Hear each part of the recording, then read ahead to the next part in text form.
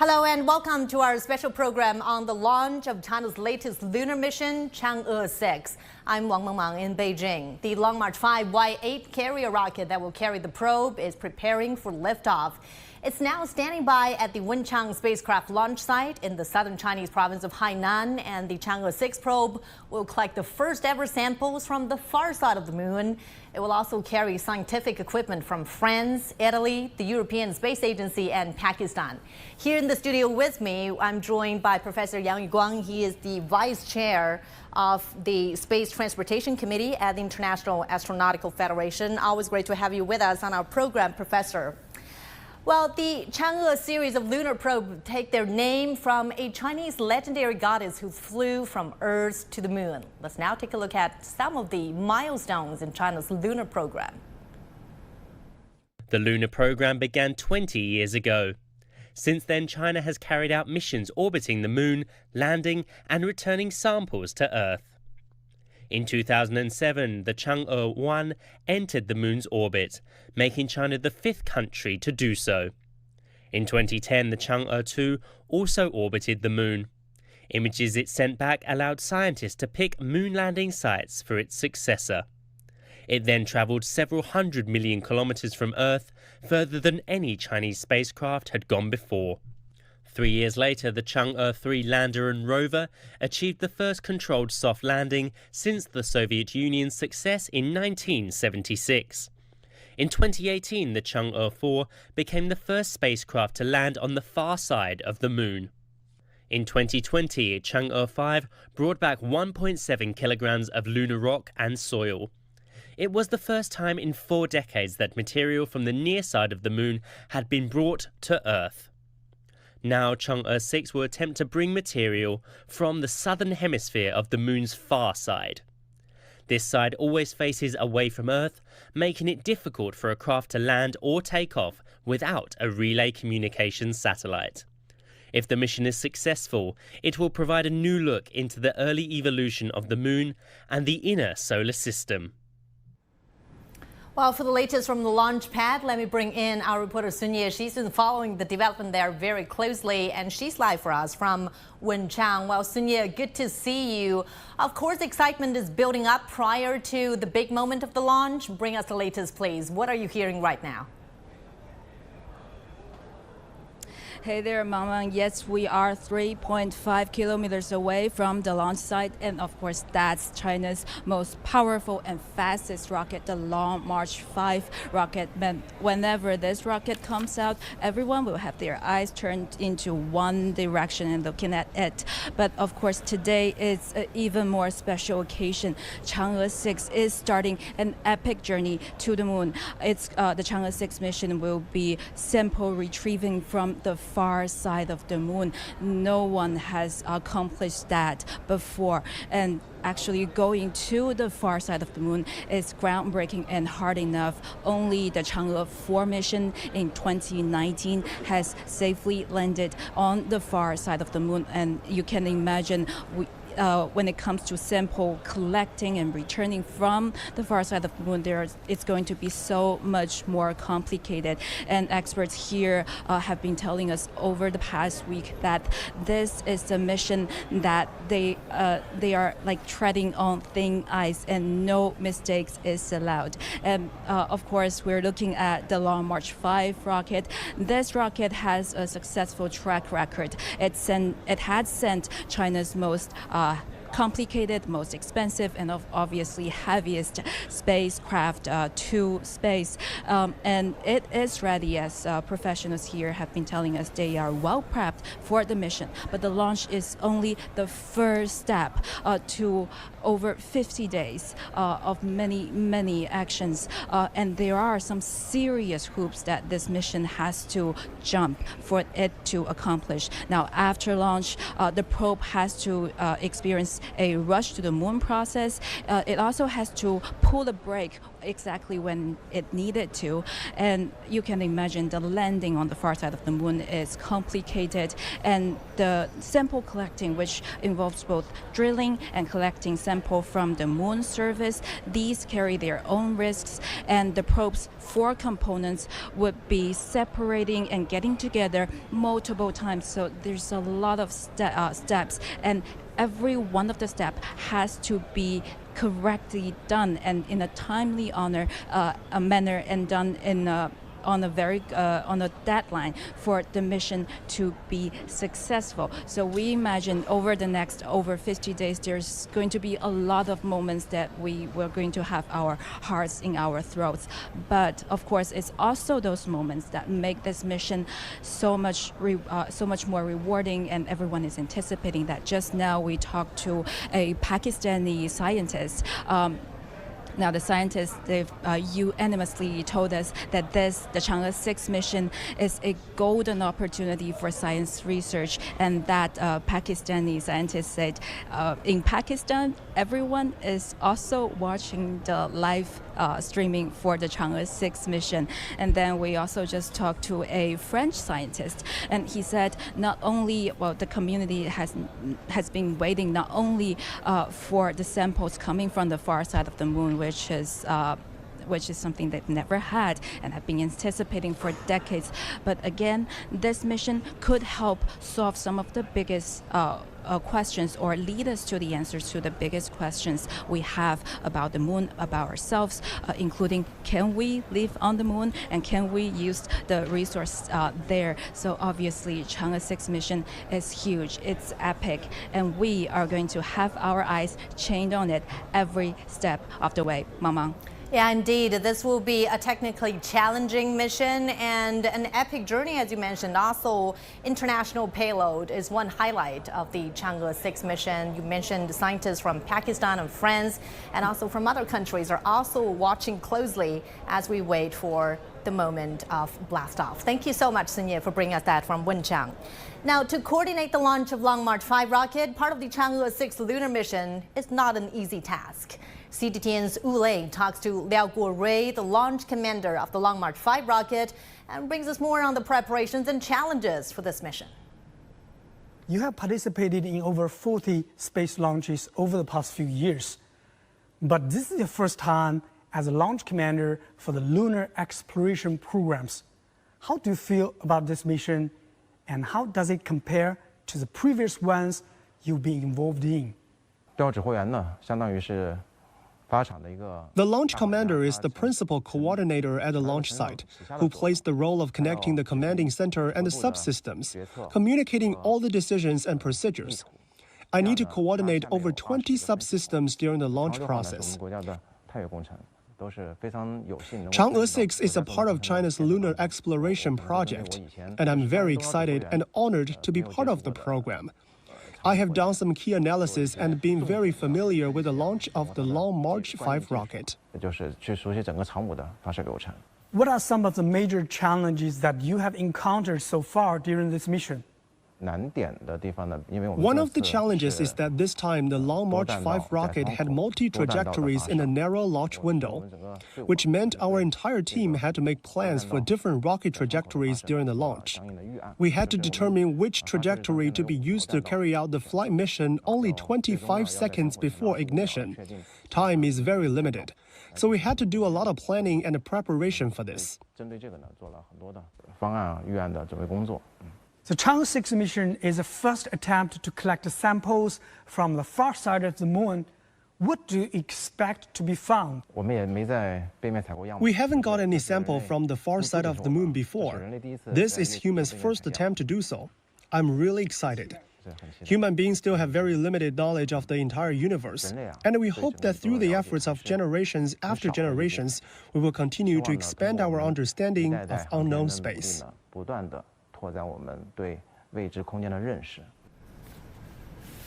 All right, now let's hear some more analysis from my guest here in the studio, Professor Yang Yuguang from the Space Transportation Committee at the IAF.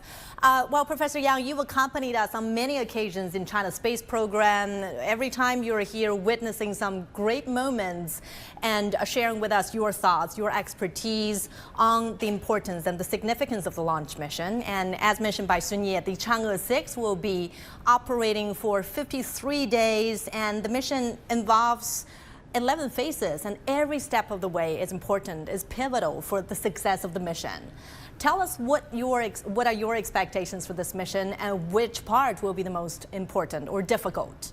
Well, as you mentioned, I always be witness of the important moment for the China's space activities, and I always recognize it is my honor to introduce our space missions to the whole world. And also, I recognize it as my duty as a technician from the China space field to have this responsibility to tell the public how important it is, how necessary it is of our space missions. As you mentioned, that's the several years before in 2020 we conducted the Chang'e-5 mission.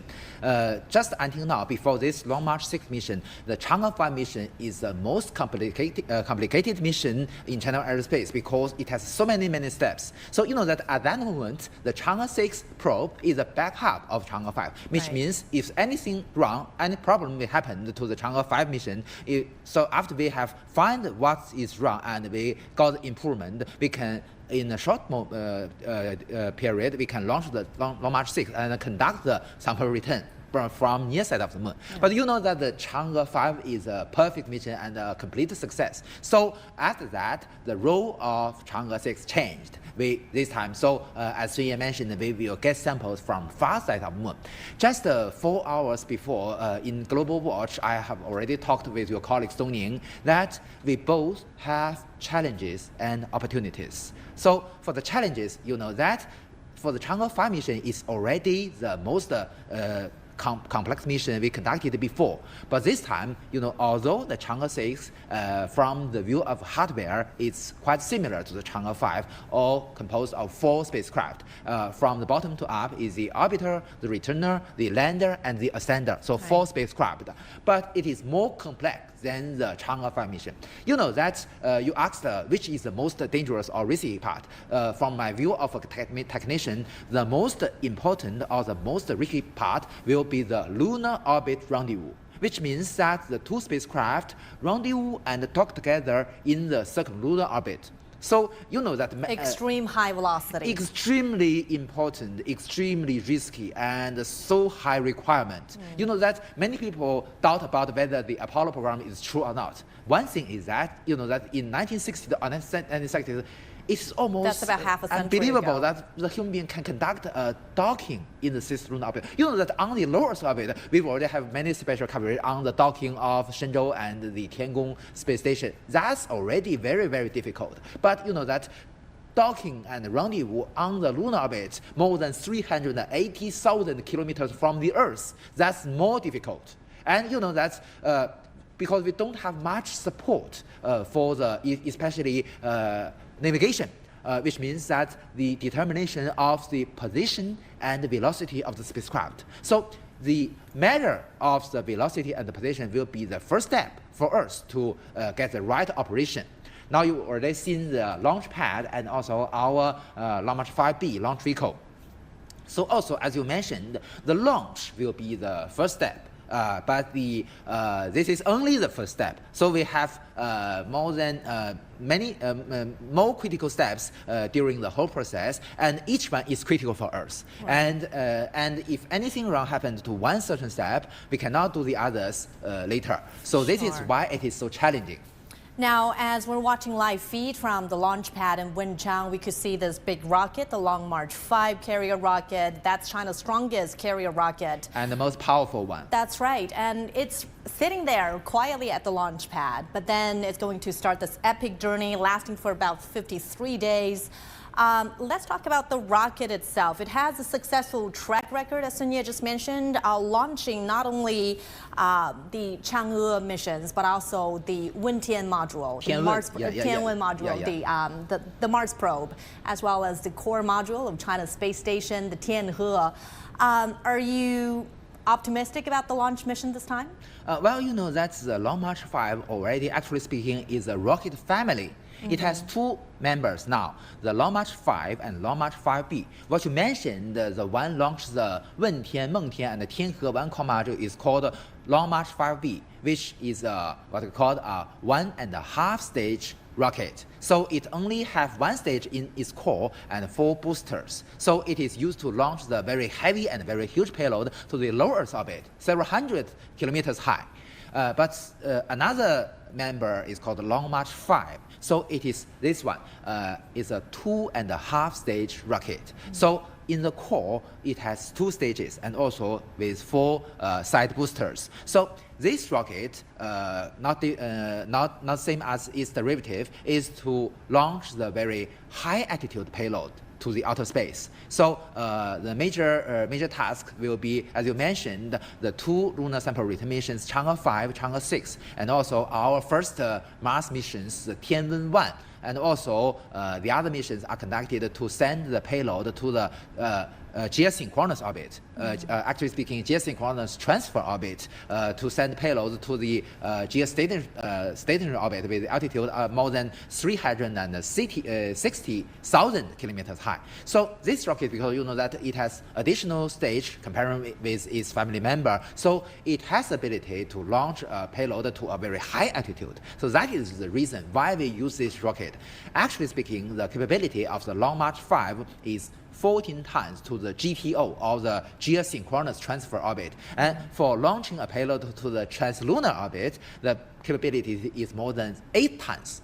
You can see how powerful it is. So for the China Aerospace, because you know that the Chang'e sample return mission, the probe is so big, more than 8 tons. So we don't have other choice. We can only use a Long March 5 rocket to launch this so heavy 8-ton level probe to the moon.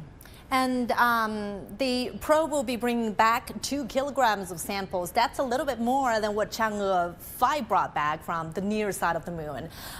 What is the consideration behind the weight choice of the lunar soil?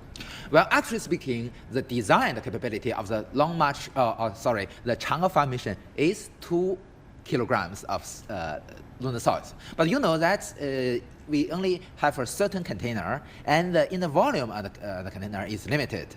So although we have the ability to bring back 2 kilograms of lunar soil, but actually speaking, last time it's a little bit lighter than that. So it's actually speaking, it's 1.731 kilograms of sample. But that's also normal, because you know that it can vary from maybe 1.5 kilograms to 2.5 kilograms. That's all normal, very normal. But this time we hope we can have the samples more than 2 kilograms. So maybe the container is bigger now. And this is one thing. Another thing is that you know that we choose, why you asked it is so complex, because we choose the mission profile to have a lunar orbit rendezvous. So this is why it is so complex. It is because of this. Right, Professor, we're now entering the countdown phase. It's about 39 minutes, a little more than 39 minutes to the launch. So you can see the launch pad. This is the biggest launch complex in Wenchang spacecraft launch site. And we've already seen that all the rotational platforms of the service tower has already opened. Right. We can see the whole rocket now. And you can see that, you may notice that in 2 points of the space of the rocket, we can see the white forks. So the white forks is because you know that for the Long March 5 rocket, we choose what we call a cryogenic propulsion system, which means that we use the propellant with very, very low temperature. Actually speaking, for the core stage, either the first stage and the second stage of its core, we use liquid hydrogen and liquid oxygen as a propellant. And for the 4 side boosters, we use kerosene and liquid oxygen. So you can see all these propellants are stored in a very extremely low temperature. So you know that it will be, to keep its low temperature, we must allow it to be released, the vaporized gas to be released from the fuel tanks. So you know, it's very, very cold, and when it met the air, the water vapor inside the air will be frozen, and you can see the white fork. So that's the reason why you can see this white fork just during the launch process. But it will be very interesting. You know that because the propellant stored in a very low temperature, so it will be evaporized constantly. So we must refuel the propellants very constantly. Right. So only maybe at about 30 minutes or 40 minutes before the launch, we can stop this process. And there will be a very interesting phenomenon. So at that moment, you will see that the white fogs are disappeared. So that is the moment we stop refueling to the fuel And tanks. once the fueling or the refueling process is complete, the mission will become irreversible.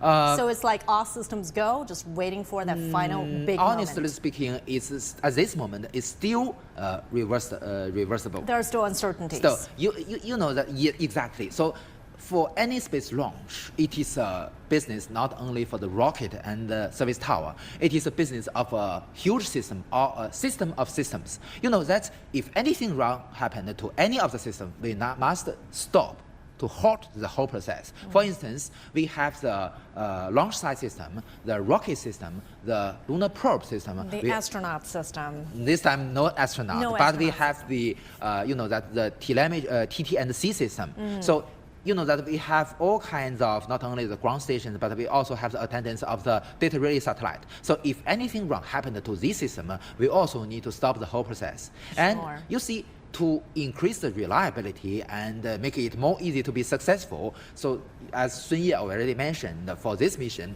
we choose what we call a narrow window launch, which That's means right, that's a special technology, narrow window, in a Yes. span of 50 minutes and over 2 days. What's the exactly. consideration behind So this? that means that, you know, that just before that, we've already mastered technology of zero window launch, which means that the moment of the launch can be accurate better than 1 second. So that's a zero launch window, so strict. But you know that, as we already discussed, there are a lot of uncertainties. In some cases, we need to delay, postpone the launch. But you know that with the zero launch window, you may lose the chance for the launch today. For instance, if something wrong happened to a very small subsystem, maybe you can handle that within 1 minute. But if you choose a zero launch window, you will lose the chance to launch today. But today, we can have the narrow launch window, which means that although strict, still the launch window is very strict, but it is not 1 second, it is several minutes. Right. So if anything wrong happened to a certain system, we still have the chance to reorganize the launch today, which means that after we solve the problem, if still in the launch window, we can still conduct the launch. Well, Professor, since we talk about one feature of the Chang'e-6 mission is to retrieve sample from the far side of the moon, let's take a look at this report. We are going to see the probe is also going to look just like its predecessor, the Chang'e-5 probe. Our Sun-Ye has the story about the retrieval of lunar soil. If you know Chang'e-5 probe, the probe for China's first lunar sample return mission that started in 2020, then you will find the Chang'e-6 probe very familiar. But the Chang'e-6 probe is now facing a whole different terrain. To sample retrieve for the first time from the lesser-known far side of the moon, it needs a relay satellite for communication. It needs to be even more efficient and time-sensitive. It's also coping with more rugged moon service. That's on top of all the suspense lunar exploration missions already have. But researchers and developers behind the Chang'e-6 probe say it has everything that is required of because it's standing on the shoulders of giants. 整个月面是更崎岖的。 For example, the far side of the moon is more rugged, but we can choose a relatively better place to land.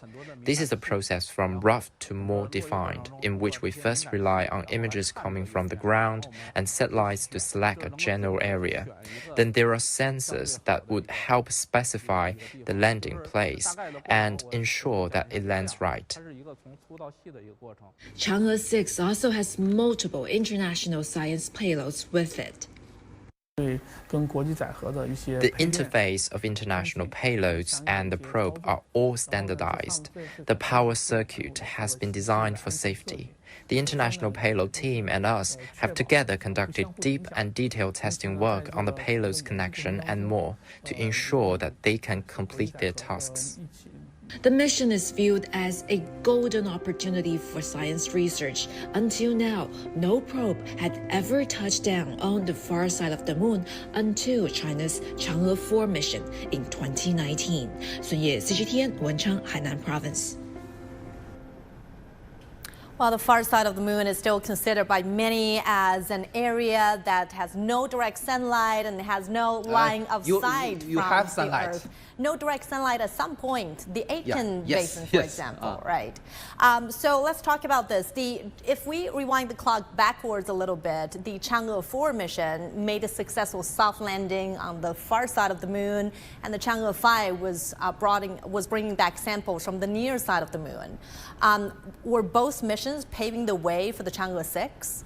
Exactly. So you can see, as we already mentioned, the Chang'e-4 mission, the probe almost have the same configuration comparing with the Chang'e-6. So we already get the experience, very, very important experience for the Chang'e-6 mission. And also, as you mentioned, the soft landing. Until today, the Chang'e-4 and its Yu-2 or the Jade Rabbit 2 rover are still the only two spacecraft working on the far side of the moon.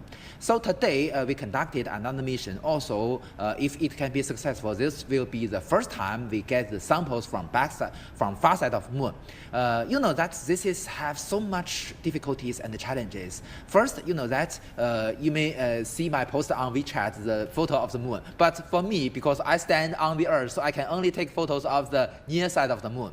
And for the far side of the moon, you can never have that on the Earth. So also the same situation for the ground stations on the Earth. So you can see that on far side of the moon, we don't have any support from the ground stations from here because we cannot see that. So the only choice for us to utilize the data relay satellite, either use the Chang'e Magpie Bridge or the Magpie Bridge 2 data relay satellite. So this is one difficulty. Another one comes from the terrain. You see that the most relative flat regions of the moon is located in the near side of the moon. Right. So we call that the lunar mare. For instance, the Sea of Tranquility, the Sea of Imbrium, the Sea of the Ocean of Storms. All these lunar mares located in the near side of the moon. For the far side of the moon, you can sell them. It's a totally different story. Totally different terrain, totally different shape. Unknown territory. Yeah, some terrain are very, very steep. So it's more risky. Professor Yang, it's a 30 minutes countdown to the launch mission. So it is T-minus 30 minutes and counting. Or during this process, already many critical checkings and many steps were conducted. For instance, there are all kinds of subsystems on board our Long March 5 spacecraft. But you know that during the countdown, we will have the checking, examination, confirmation of all subsystems. And so, you can notice already on the big screen in the commander's room, we've already seen the right moment for the ignition. Yeah. Well, you can see that during the countdown, we will have all kinds of critical checkings, and each one is critical for us. And also, you may notice that, look, on the launch complex, although all the rotational platforms on the service tower has already been rotated out, you can see the whole launch vehicle. But still, you may notice there are some very small arms still connected to the launch vehicle. Right. So at this moment, we still have the cables, pipes, connected to the launch vehicle. You can still see the white fogs released from the tanks, the fuel tanks on the rocket. So at this moment, we can still use the pipes to pour the propellants into the tanks of the launch vehicle. Yeah. It's pretty fascinating to think how far humanity has come from the Apollo mission in terms of lunar exploration. It's been more than half a century. And then in recent years, or in the recent decade, we are seeing countries, major players of space missions, returning back to the moon, trying to understand more about this planet. What is the purpose of that? What is driving this passion to go back to the moon? Well, you know that generally speaking, there are two phases in the lunar exploration of human beings. The first phase comes from since actually speaking 1958. to the year 1976. Yeah. So on the first phase, there are only two players, the U.S. and the former Soviet Union. But this is the era of what we call the moon race or the space race. So this race, in this phase, all the activities are politics driven. So they don't care how much they spend on this program. They just want to get the first, every first. So, but it's not sustainable. When they get their purpose, it cannot be continued because so great investments found in this program. Colossally expensive. Exactly. So they were saying that each time you launch a Saturn V lunar rocket, you exhaust a aircraft carrier. So that is the reason why it's not sustainable. But since 1990s, last century, since this comes the second tide for the lunar exploration. During this phase, all these space capable nations send their probes to the moon. But this time, it's not politics driven. It's just scientific driven. Exactly. So just we want to get the scientific research rewards for all of us. So this time is more reasonable and sustainable. And moreover, you see that with the probes of many countries, we already have a very, very important discovery. Right. The water on the lunar surface. So the water are stored in ice form, in solid form, in the permanent shadow areas, in the North in Pole, all those craters, South Pole in craters. the South Exactly. Pole, the Aitken That's the orbit of the moon is very unique because that the equator of the moon is very close to its orbital planes, which means that the different seasons, the direction of the sun does not change much. So the direction of the sun is greatly influenced by the terrain of the lunar surface and also its latitude. So in the polar regions, it's possible to have the permanent shadow areas. Well, Professor, let's now also hear from a colleague. The Chang'e-6 will also carry equipment from other countries, and one of these is a French instrument which will seek to detect radon gas emitted by the lunar crust. So we're now joined by our colleague. Please tell us more about this equipment and what does France hope to achieve through its cooperation with China? Ross, thanks for joining us. Are you with us?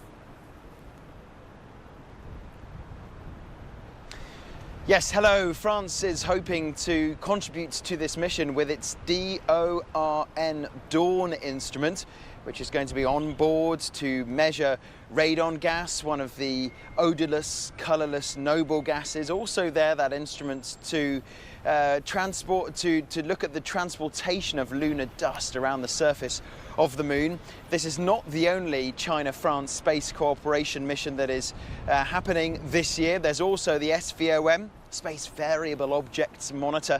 That is due to launch in June as well, the second China-France joint cooperation after the 2018 launch of a satellite by Paris and Beijing to measure and explore the interactions between the atmosphere and the surface. It shows that these two countries are working together when it comes to the exploration of space. That will be one of the topics on the agenda for when Presidents Xi and Macron meet here in person in Paris next week.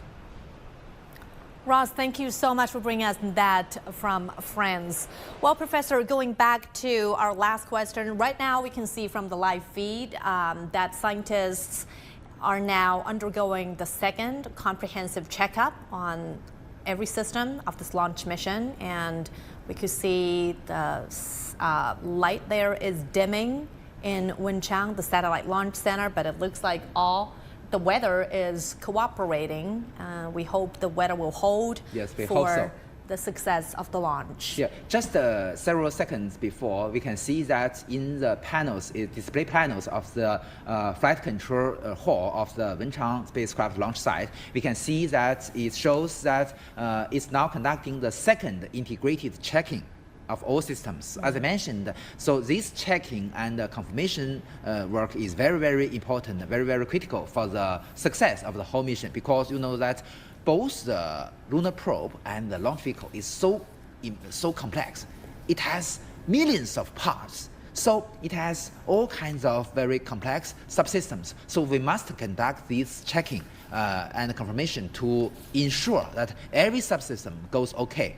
And also, that's, as I mentioned, you can see, look, there are very small arms connected to the launch vehicle. So we also have cables. And with the cables, we can have the power supply, the electricity from the service tower to the launch vehicle. So at this moment, we still don't use the energy of the storage batteries on board our launch vehicle. Only 1 or 2 minutes before the launch, we turn the power supply from the service tower to our inner side storage battery.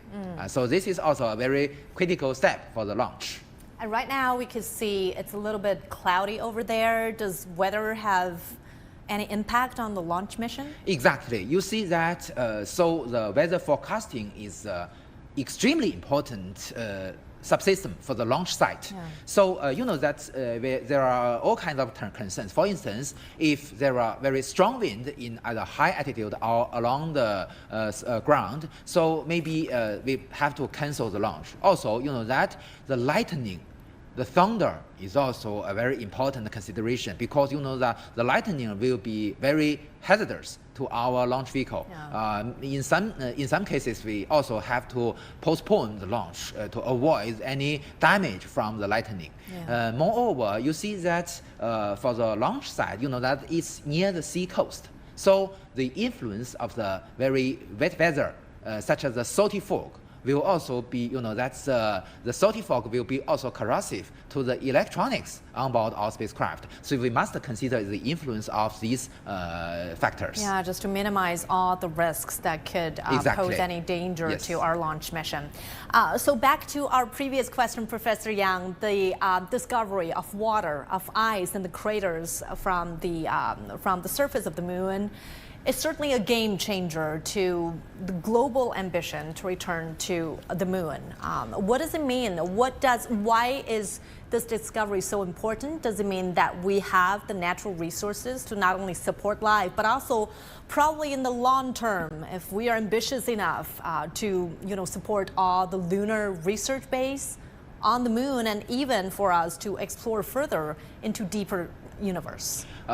You are quite right. You see that, as I mentioned many times on CGTN, today we are in the phase transfer from the era of the lunar exploration to the era of lunar exploitation. The reason is what you mentioned, water.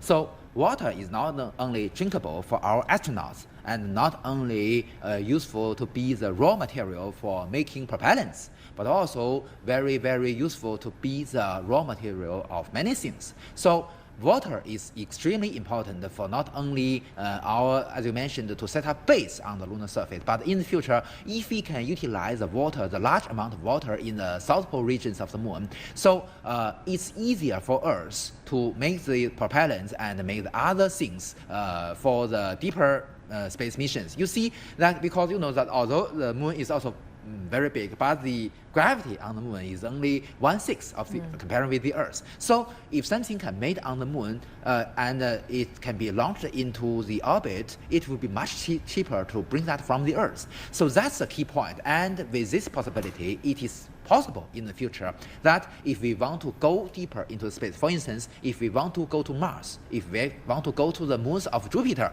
so for these more ambitious missions, if we can utilize, as you mentioned, the resources on the lunar surface, either the soil or the water. Look, you can extract metal, iron, titanium or other things from the soils of the moon. Yeah, the rare earth material. Yes, exactly. So with this material, we can make these kind of parts on the lunar surface. And because it is in the vacuum condition, and it's also easy to launch these kind of things to the orbit. And it will be, to some extent, it is possible in the future, it will be much easier to bring that from the Earth. And then we start from here to other celestial bodies of the solar system. So with this means, we can recognize the moon as an outpost for human being to go deeper into the space. Or a springboard for us to explore. Exactly. So, so the moon, that is why it is not only very meaningful, very important for us to get a better understanding on scientific research, on the better understanding of the evolution of the solar system, but also from the goal of engineering, it is also very useful. I want to get your explanation in very plain terms, Professor Yang. about the geography of the moon. For example, just to give our viewers a sense of what it looks like on the far side of the moon, even though we have limited knowledge about that part of the planet. For example, we kept mentioning about the far side of the moon. Live feed, we could see that the cable is being loosened, being detached from the launch vehicle. And from this angle, we could see clearly that it was still connected to some of the cables on the launch pad. Yes. So we have a very reasonable and very strict sequence on in which minute we do what kind of things. Right. Just with approaching to the moment of the liftoff, we will, as you mentioned, we will detach the pipes and cables from the body, from the fuselage of the launch vehicle, and then to go to the next step. So in this process, we will also have a good monitoring of all the parameters get from the launch vehicle. Yeah. And it is very interesting that, you can see the payload fairing. The Long March, the Chang'e-6 probe is inside the payload fairing.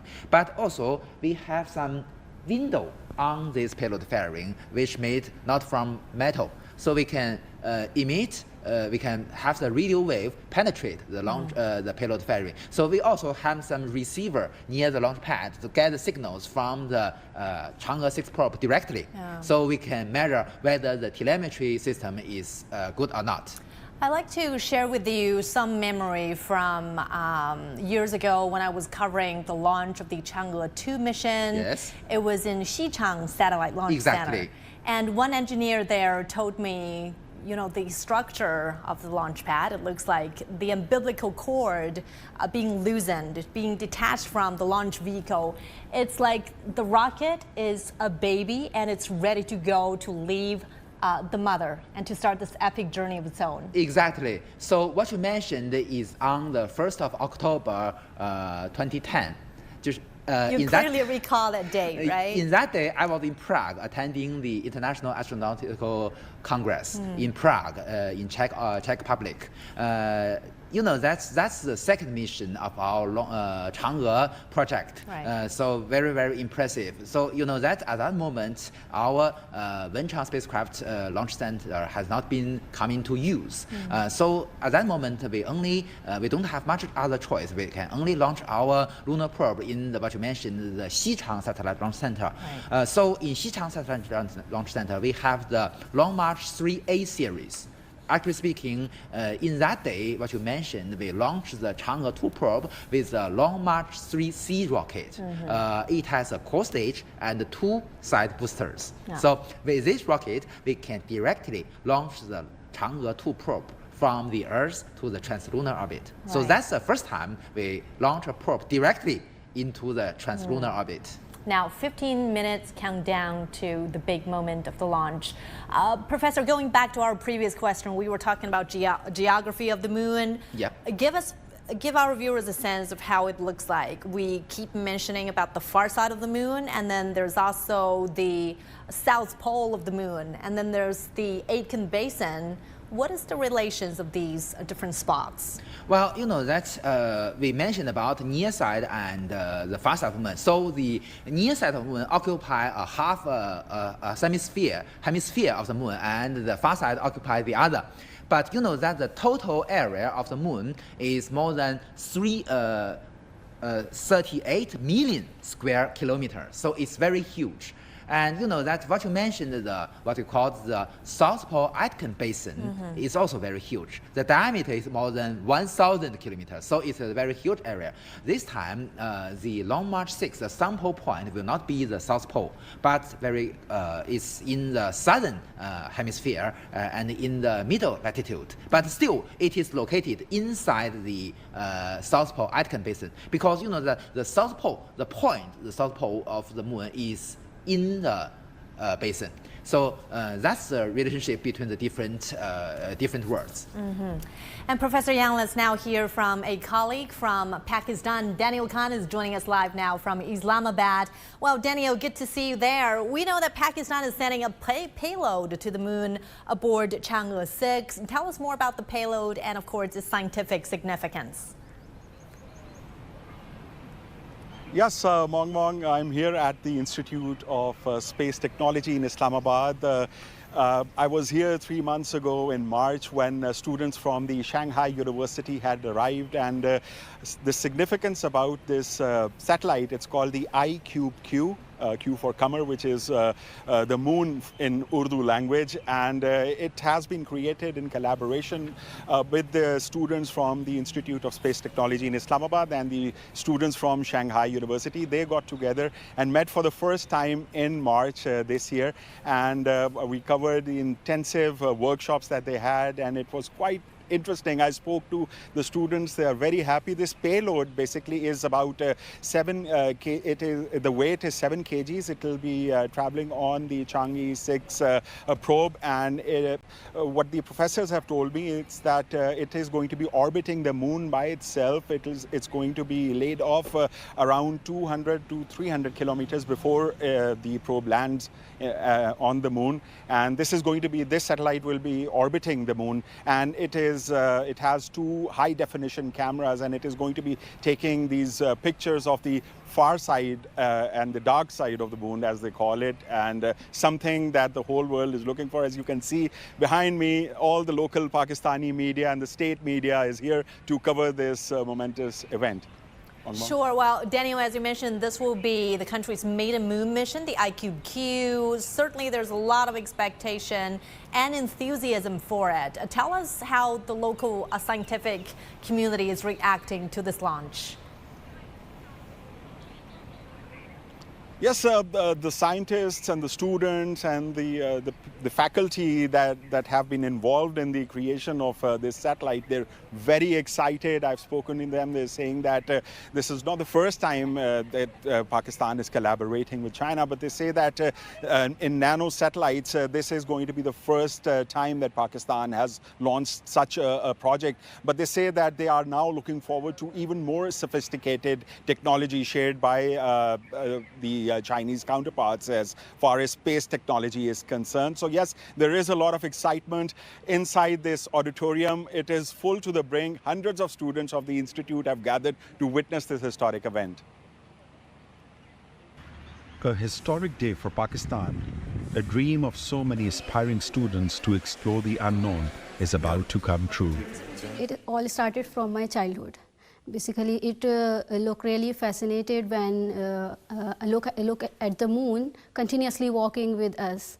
Okay, and I usually stare at the moon from my rooftop. The I-Cube-Q satellite, designed and developed by Pakistan's Institute of Space Technology in collaboration with China's Shanghai University and Pakistan's National Space Agency, represents a milestone in space cooperation.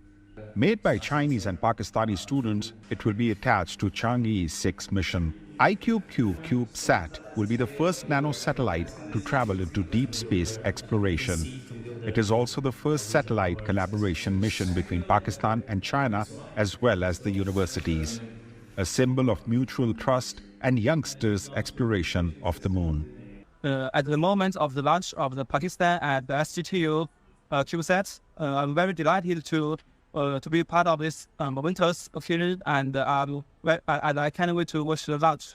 In March, students from Shanghai University arrived in Pakistan to meet and train with their fellow Pakistani students. The Chinese team brought a copy of the satellite to Pakistan. It was the only time that both teams met and interacted. Collaboration with China is really significant, and it signifies global cooperation. Equipped with 2 optical cameras, the I-Cube-Q orbiter promises unprecedented insights into the lunar surface. I-Cube-Q has cleared rigorous testing and earned its place aboard the prestigious Chang'e-6 mission, the latest in China's acclaimed lunar exploration saga. But why does the mission matter for Pakistan? It actually gives a big boost to our young people so that they can look forward to such projects and even more complex and bigger projects in the future. CubeSats, renowned for their compact design and versatility, have transformed space exploration, empowering universities, research institutions, and commercial ventures to participate in cutting-edge missions at a fraction of the cost. This collaborative endeavor underscores the deepening ties between Pakistan and China in the pursuit of scientific discovery beyond Earth's bounds. Pakistan seeks to enhance its partnership in space exploration with China. Experts say this joint endeavor will not only advance Pakistan's role in space exploration, but also transition it from the CubeSats initiative to more sophisticated programs. So, Mong, just minutes to go for the launch, and I will be joining the students and the faculty members who have given hours and hours of their hard work into the launch that is going to be taking place in just a few minutes. Yeah, Daniel, sure. Hopefully we'll be witnessing this blast off together. Thank you, Daniel, for bringing us that from Islamabad. So certainly international cooperation is one highlight of the Chang'e-6 mission. And as we know, the moon has always been an object of wonder, a site of romance for the Chinese, and of course, an interest of scientific research for people around the world. And countries are really taking this opportunity to try to deepen their understanding of this planet. We are seeing that the Chang'e-6 is carrying international payload from Pakistan, from France, from the European Space Agency, as well as from Italy. So what does it mean to have this joint efforts in the joint exploration of the moon? Well, you know that for China, for a space capable like China to conduct international cooperation will be very, very important and very, very meaningful for us. You see that today China is a big country in space field. We have so much launches and so much space missions, but we are not, we view ourselves, not recognize ourselves as an advanced country in space field. To become an advanced country, we have all kinds of measures. We can have all kinds of benchmark to become an advanced country. One important thing is the international cooperation. So we think that the international cooperation is extremely important for us to become an advanced country. To achieve this goal, we not only have this kind of cooperation in manned space flight, in the applications, space applications, the Earth observations and the space science, but also in these lunar missions. You know that today it's already almost become a tradition for the space capable nations to have the payload, especially scientific research payload from other countries when they conduct a space mission. Yeah, and this is not the first time China is not carrying the first time international for China payload. and other countries. So for all these missions, they have the payload from other countries. Live feed from the launch pad. It looks gloomier than like 10 minutes ago.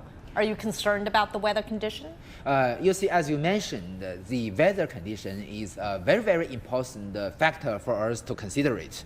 But you know that whether we go for launch or not is a decision of the commander of the headquarters of the launch site. So you know that for the influence of all kinds of different factors, we have the criteria.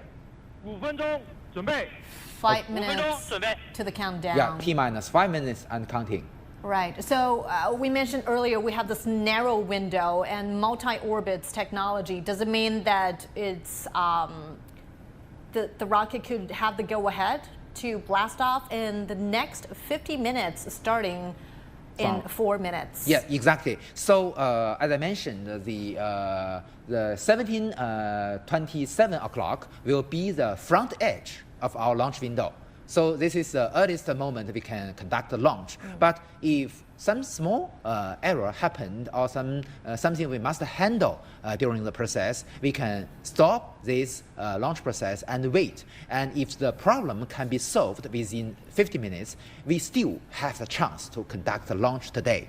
So that's the narrow launch window, because the capability of our powerful Long March 5 rockets can provide some design margin for the launch window. So according to its capability and what we need for it, we can expand the time period permission for the launch. So this is the reason why today we can choose the narrow launch window. So it brings more chances for the launch today. So we can have the tolerance if something wrong happens.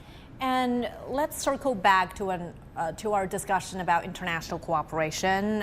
We understand that the Outer Space Treaty in 19 67 is considered to be the cornerstone of international space law. Over 100 countries signed up to this legally binding treaty, which details rules governing the exploration of space, peaceful exploration of space. So as a space-capable nation, China also signed this treaty very, very early. So today, to be reasonable and to be responsible. Okay, 3 minutes countdown. T-minus 3 minutes and counting. Any announcement, any command from the scientists there, the engineers there, is making us all the ground staff has breath. withdrawn from the launch complex. Right. So at this moment, as I mentioned, so there will be many critical steps. For instance, the rotation or the withdrawal of the service arms from the previously attached to the launch tower. Right. The cables, the pipes. You may notice that maybe at this moment the white fox has already disappeared. That's right. So that means that the refueling process has already been ended. Yes. So it's all on its own. And during this following seconds, we will also transfer the electricity power supply from the service tower to our launch vehicle itself to use the storage batteries on board our Long March 5 launch vehicle. Sure. Now, 2 minutes before the launch, we'd like to give our viewers a little bit more background on this mission. The Chang'e-6 spacecraft will embark on a 53-day journey to the far side of the moon and back, returning lunar soil and rocks to Earth. Great. That's what I mentioned. The arms will turn from Finally being detached from the carrier rocket. And all Is kinds of that a final cables. sign that all systems go? The rocket is ready to go. Yeah. As scheduled. As we mentioned, all kinds of cables detached from the launch vehicle. We also have really air conditioners in the payload fairing. And really at this moment, I'm pretty sure that the engineers there, us and viewers watching this moment are holding their breaths. Yes.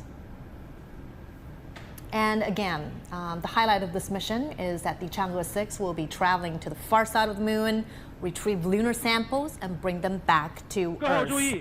And if successful, this will be a history-making mission. 1 minute countdown from the launch pad in Wenchang in southern China's Hainan province.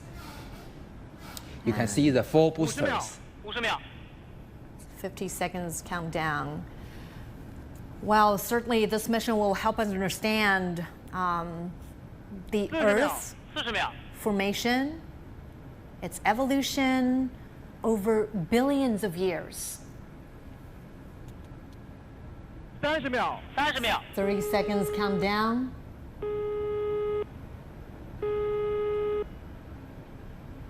The onboard computer is now in charge of everything. Right. And certainly we'll bring you every detail from the launch as the rocket blasts off. Final 10 seconds countdown. 3, 2, 1. Ignition.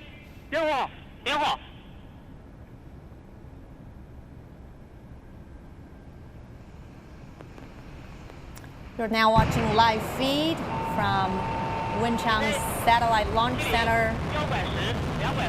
China's Chang'e-6 mission blasts off into the sky. It's all systems go, Professor Yang. So magnificent. And now the tower is clear. It's now starting its epic journey to the moon. So at the moment, 17 seconds after liftoff will be the pitch over, change the direction. Right. And now you can see this is a video captured by the camera mounted on the launch vehicle. Actually speaking, on the core stage, you can see 2 of the rocket boosters. Right. Are the cameras infrared? This is a visible light camera. Invisible light camera. Yep. And you can see the flames of the boosters. Each have 2 rocket engines, YF-100 rocket engines with a thrust more than 120 tons. Sure. And the booster will work for nearly 3 minutes. 3 minutes. Yes. And then they will detach from the We can rocket. hear from the ground stations. The voice comes from the reporters of the ground stations. They mentioned that the telemetry received normally and the spacecraft fly normally. Now, as we mentioned, this mission will last for 53 days, much longer than the previous mission, Exactly. the Chang'e-5. It's going to make a soft landing on the far side of the moon, somewhere around the Aitken Basin. And then it's going to bring back lunar samples from the moon. Next step will be the separation of the side boosters. Yeah. We have 4 boosters within several seconds. As we were discussing, Professor Yang, how long would it take for the probe to actually land on the moon? Well, the powered descent only lasts for several minutes, less than 10 minutes. But they will wait for this moment on the circumlunar orbit for several days. Yeah. So that depends on the design of the whole mission profile. And next, we will be seeing the separation of the boosters soon. Now, even the launch moment was successful. We couldn't say that this entire mission is a success because every step of the way will be pivotal for the entire mission. There's complicated procedures involved, and we're going to bring you all the details in our live coverage. What will be the moment that marks the success of the launch phase of this mission? Yes. Which part? The separation of the probe with the end stage of the launch vehicle, and also that's the unfolding of the solar panels. Solar panels. Okay, great, beautiful. Boosters. Yes, all the 4 side boosters separated normally. Applause from the control center. And that's certainly another step forward. Yes. So the rocket will continue to work several minutes. So and the next critical step will be the separation of the payload fairing. Right. Because that it's in the ascending phase and its altitude is go higher and higher. So at a certain moment, we do not need the payload fairing to protect the probe. Right.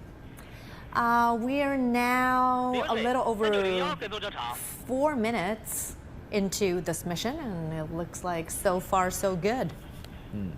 So now it's a flying of the first stage. So as I mentioned, the first stage have 2 rocket engines with liquid hydrogen and liquid oxygen as a propellant. And each of the... Okay, this is a 3D animation. 3D animation and back this to is a the video cameras from the installed. camera. Yeah. Right. And you can see this is not today. At this moment, we can see the fuselage of the first stage. And as I mentioned, we have 2 rocket engines on the first stage of the YF-77 rocket engine. Each have a thrust more than 50 tons. And we just heard a voice. That's the ground station, the radar tracking the spacecraft very normally. And approximately how high is it? How far away is it now from Earth? Because we can now see that beautiful view of the Earth. Yes, actually speaking, it's already, I believe, it's already more than 50 kilometers high. And when it is high enough, as I mentioned, we will conduct the separation of the payload fairing. Oh, you can already see on the left our screen, we can see the camera inside the payload fairing. We've already seen the scene inside the payload fairing. Right. That's, of course, giving us a very clear look, a very clear vision of the payload from inside the probe. Yeah, inside the payload fairing. So we can see that the Chang'e-6 probe is stored in this payload fairing. Right. And next, with the great, it's beautiful. Opening up. Separated. So we don't need the, as I mentioned, because it's already high enough, we don't need the protection of the 2 pairs of payload fairing. So it's already in outer space. So next phase will be the second stage ignition? First, we should separate the first stage. First stage, right. Yeah. Just about 8 minutes after the liftoff will be the first shutdown of the first stage. Sorry, the separation of the first stage. Separation of the first stage followed by the second stage ignition. Right. Wow. So this is the 3D animation, and this is a video from the board on the rocket. Now you can see the beautiful Earth and the curve of the horizon of the Earth. It really looks like, I know it is a technically demanding and challenging mission, but it's also a very romantic and beautiful journey. Yeah, what you see now is just above the Pacific Ocean. Right. This mission is going to last for 53 days, and it consists of 11 phases. Every detail, every single action could have an effect on the entire mission. Every step, as you mentioned, every step is important.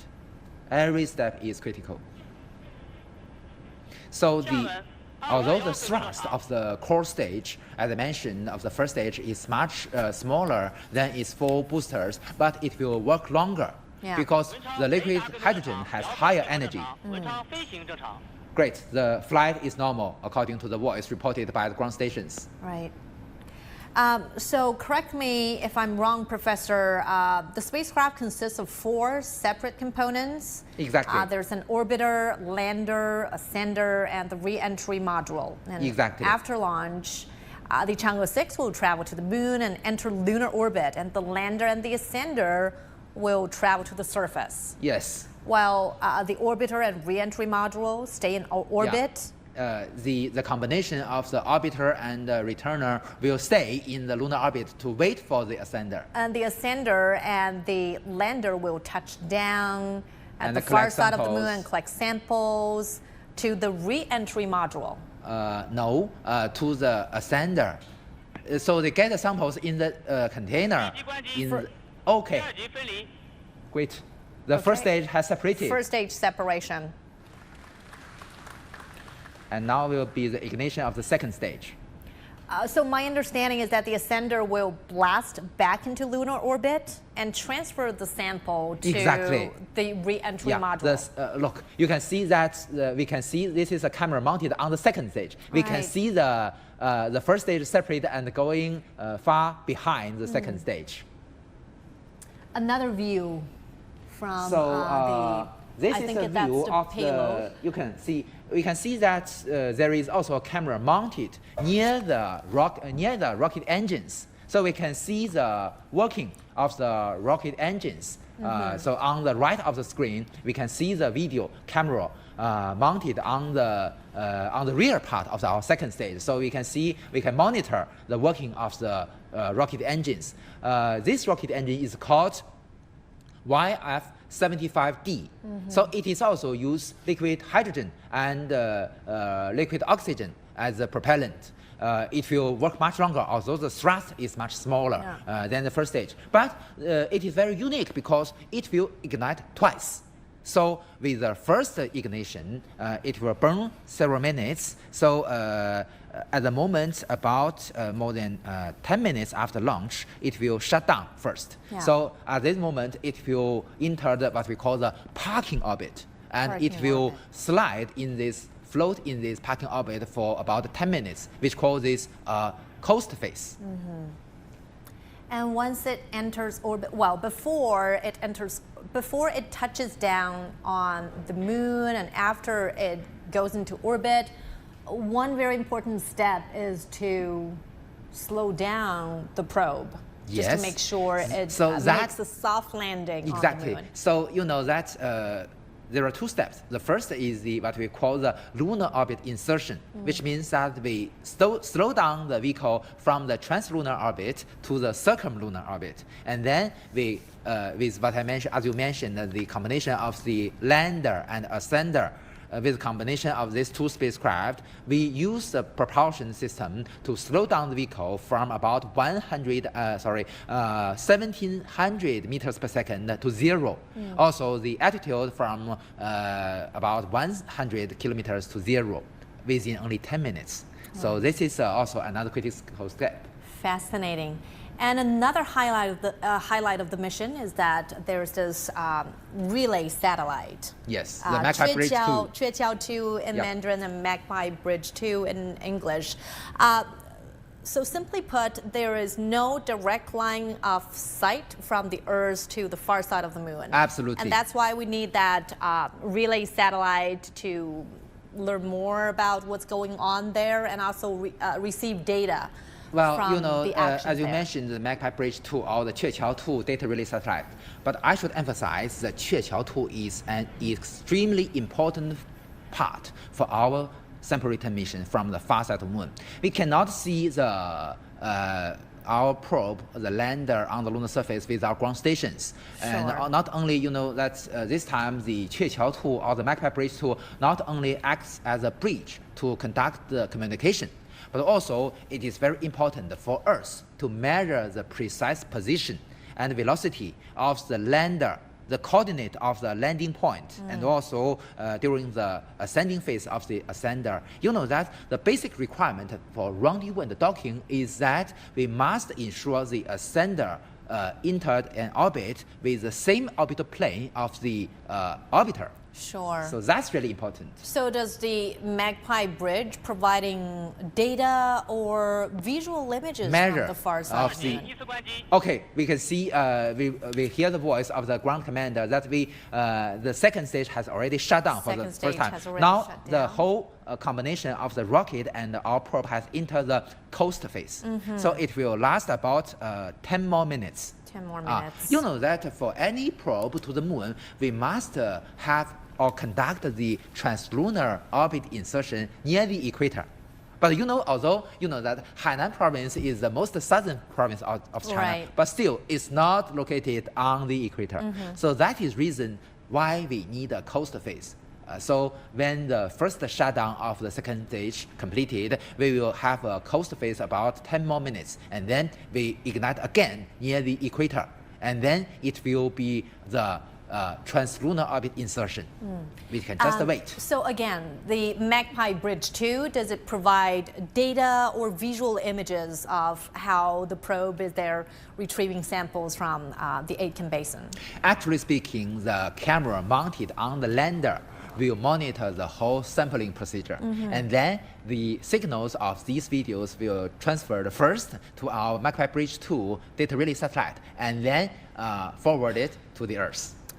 Is there a time delay, I would imagine? The time delay is only 1 more second. You can a little connect more that. than a second. Yeah, because you know that it's too far from the Earth. The distance is more than 380,000 kilometers away. What if the command center gives some orders to the probe?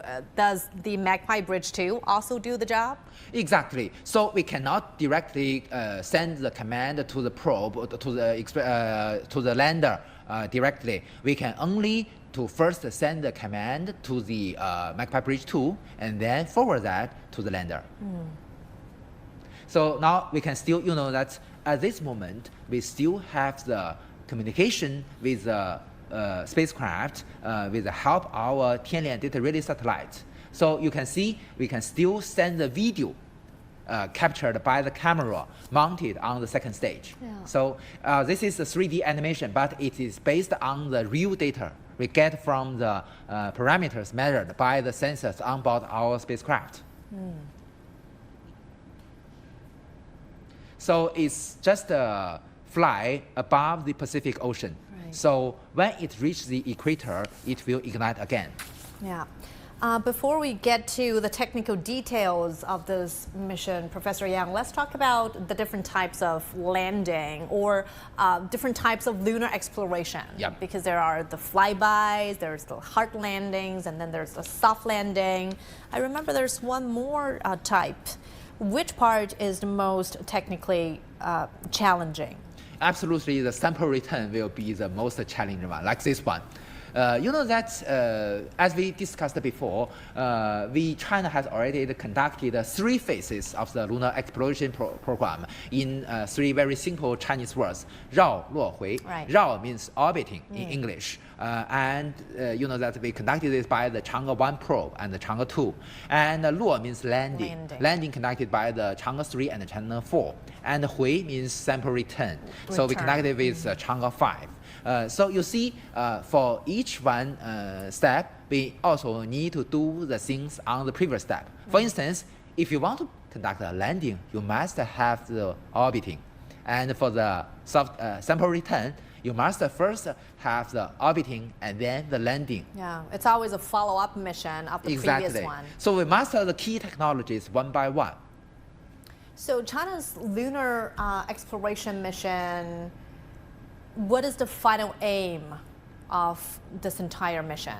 Well, you know that today we are already in the fourth phase of our lunar exploration program. So for this program, we will set up or build a permanent base on the lunar surface called the International Lunar Research Station. So it is an international cooperation with other countries. So today already have many countries involved in this program.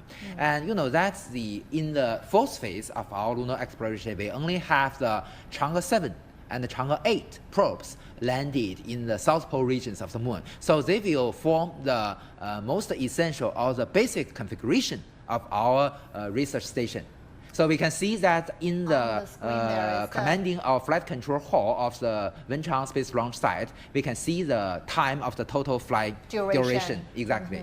So this time, we also can see from this 3D animation, which is driven by the real data, we can see the real attitude and also the position of our combination of the Chang'e-6 probe and the second stage of the Long March 5. Yeah, and of course these scientific data are crucial for ground control command to monitor the status of this spacecraft.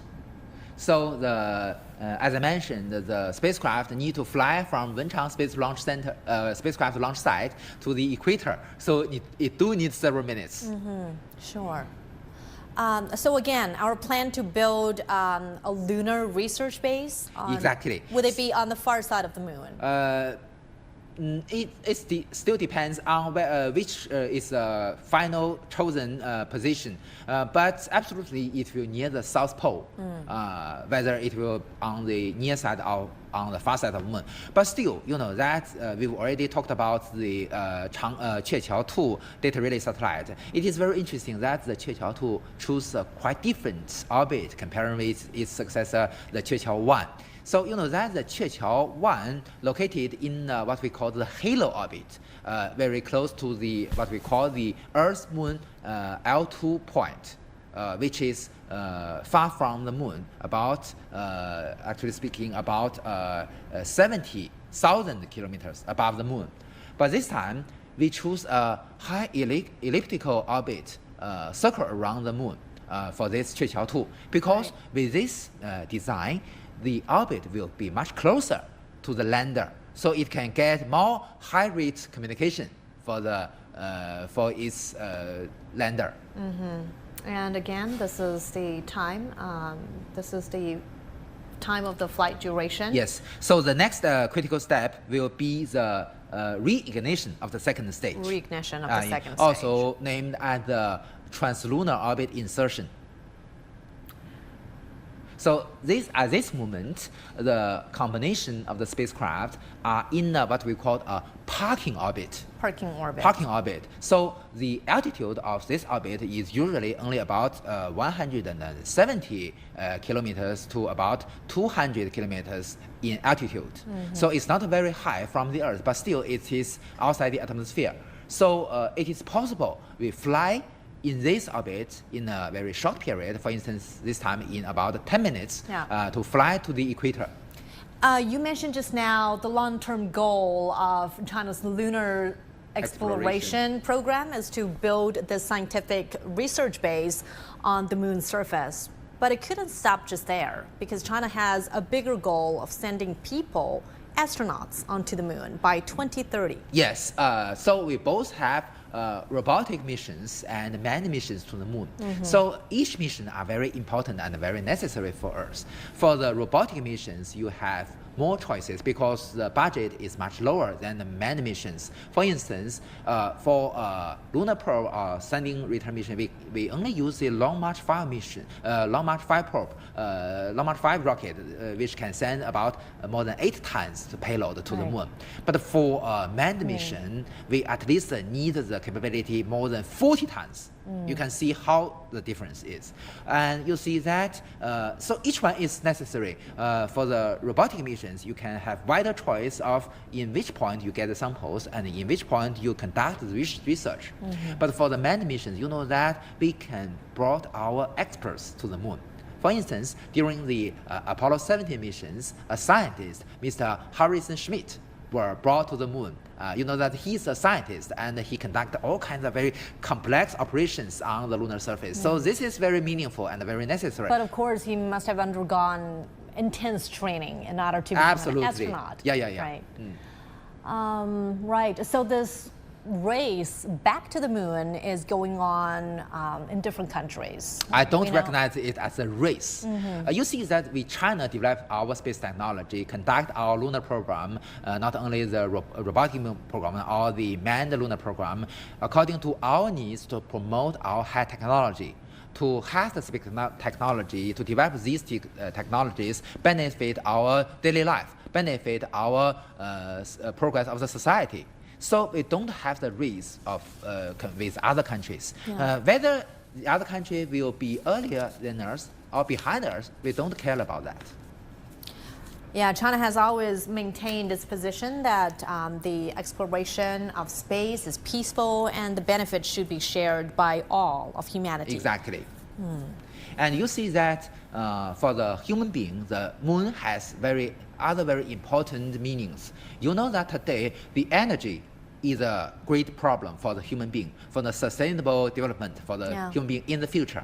But you see there are helium-3, very sufficient helium-3 resources on the lunar surface. Although today it is still too early to talk about collecting the helium-3 at this stage. Earth's benefit, but the resources, the reserves there could power Earth for centuries. Maybe next century, maybe later. So if in the future, theoretically speaking, it is possible for Earth to master the technology of controlled fusion power. If we can get or master the technology of controlled fusion power, it will be the completely green energy resources for the human being. And you know that, as you mentioned, the helium-3 on the lunar surface can be used for thousands of years for human beings. So that is the reason why the lunar exploration is so meaningful today. And that could certainly help address the climate and energy crises that we are facing today on Earth. But I still should emphasize that's still too early to talk about this now. It's a blueprint. It's a long-term exactly. goal. It's a vision. Yeah, it's a vision. So about 5 minutes left for the second ignition of the second stage. So we will conduct the lunar orbit insertion very soon. So you may notice at this coaster phase, we also have the control. You can see that although it is not the real video stream, but the 3D animation, as I mentioned, is driven by the real data, by the real parameters. So you can see that the attitude or the direction of the combination of the spacecraft is still very, very stable because we have the attitude control engines on board our second stage of the Long March 5. Sure. We're now about 24 minutes into this mission, the Chang'e-6. This is a milestone mission as it will mark the first time that a spacecraft will make a landing, hopefully, a soft landing on the far side of the moon and bring samples back. We have a measure to adjust the duration of the coaster phase to have different choices of the launch window. So this is also a key technology we've already mastered several years before. And with this help, we can extend the launch window. And as I mentioned, you know, as we've already discussed, you may remember just now, we already discussed the influence of the weather. There are all kinds of things that can influence the possibility of a launch. So to extend the launch window, we master this technology. Right.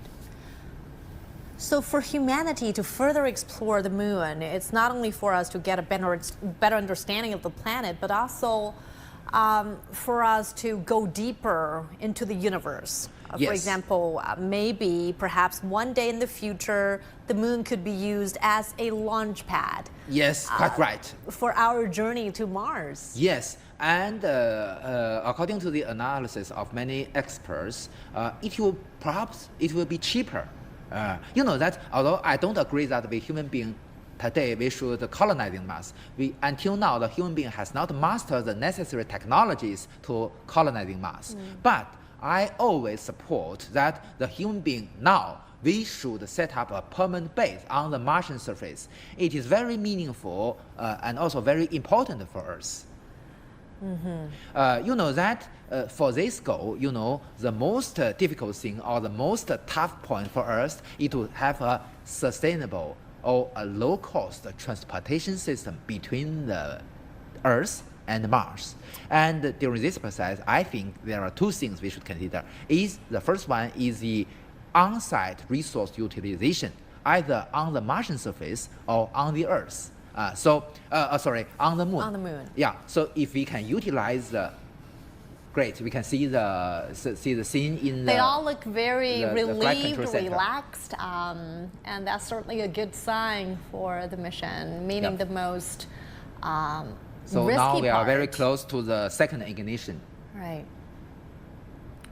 You do have a long-term vision, Professor Yang. You were talking before we were able to understand the far side of the moon and build up a space there. You were thinking about building a camp, building a research base on Mars. Yes, like that we done in Antarctic region. So you know that today China already have more than maybe 4 or 5 stations in the Antarctic region, in the continent. But you know that it is also necessary for us to do the same thing on Mars.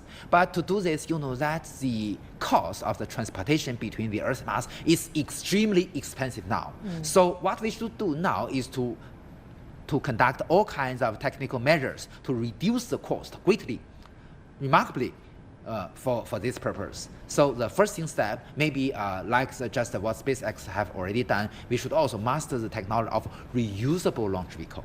And in the future, you know that today we already have many state-owned companies, and the private companies in China is now developing this technology.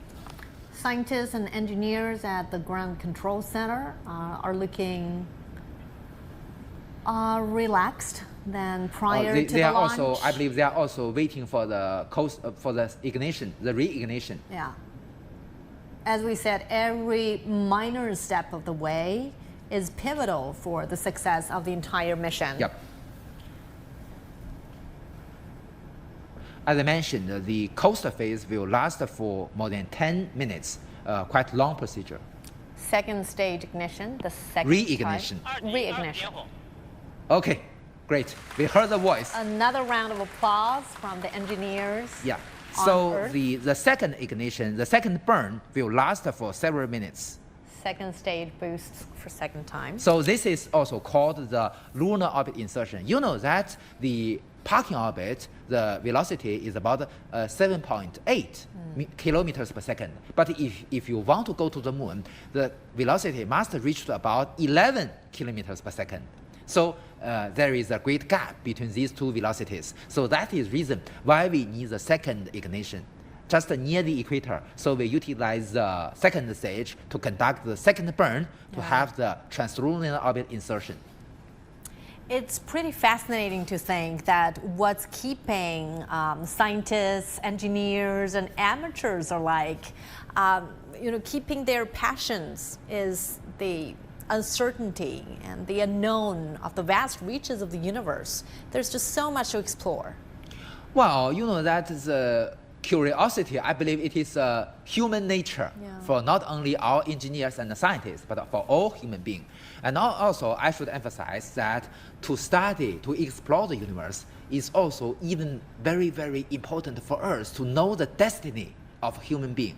You know that why we conducted so much missions to study the history or evolution of the moon, because only in this measure we can have a more precise prediction of the fate of human being in the future. So you know that after maybe 5 billion years, the sun will become a red giant, and at that moment the Earth is not habitable for human being. So we must know or have a better understanding, a better prediction of what will happen in the future. Nothing is impossible. And just think about hundreds of years ago when scientist Galileo Galilei invented the space astronomical telescope, and we were able to have the first sight of the moon, especially the craters on the moon. And now the Chang'e-6 mission is bringing with it a payload from Italy, from scientists there. It really tells us how much humanity has, made leaps forward in our exploration, our passion, and our renewed interest in the moon. As mentioned by our guest from Pakistan, so their CubeSat will have a very powerful function to take photos on the lunar orbit. So I believe that it is very beautiful, that's the photos of moon, and also very, very helpful for us. Although, it is impossible for us to enjoy the far side, the sightseeings on the far side of the moon. But with the orbiters, we can do this. And even today, for instance, the US has a probe called the Lunar Reconnaissance Orbiter. It can even take the pictures of the trail of the rovers on the lunar surface. So thinking about the long-term goal, Professor Yang, I still want to mention the crewed missions to the moon, because we understand that now we are working towards that goal by 2030, and the U.S. has its Artemis program going on at the same time.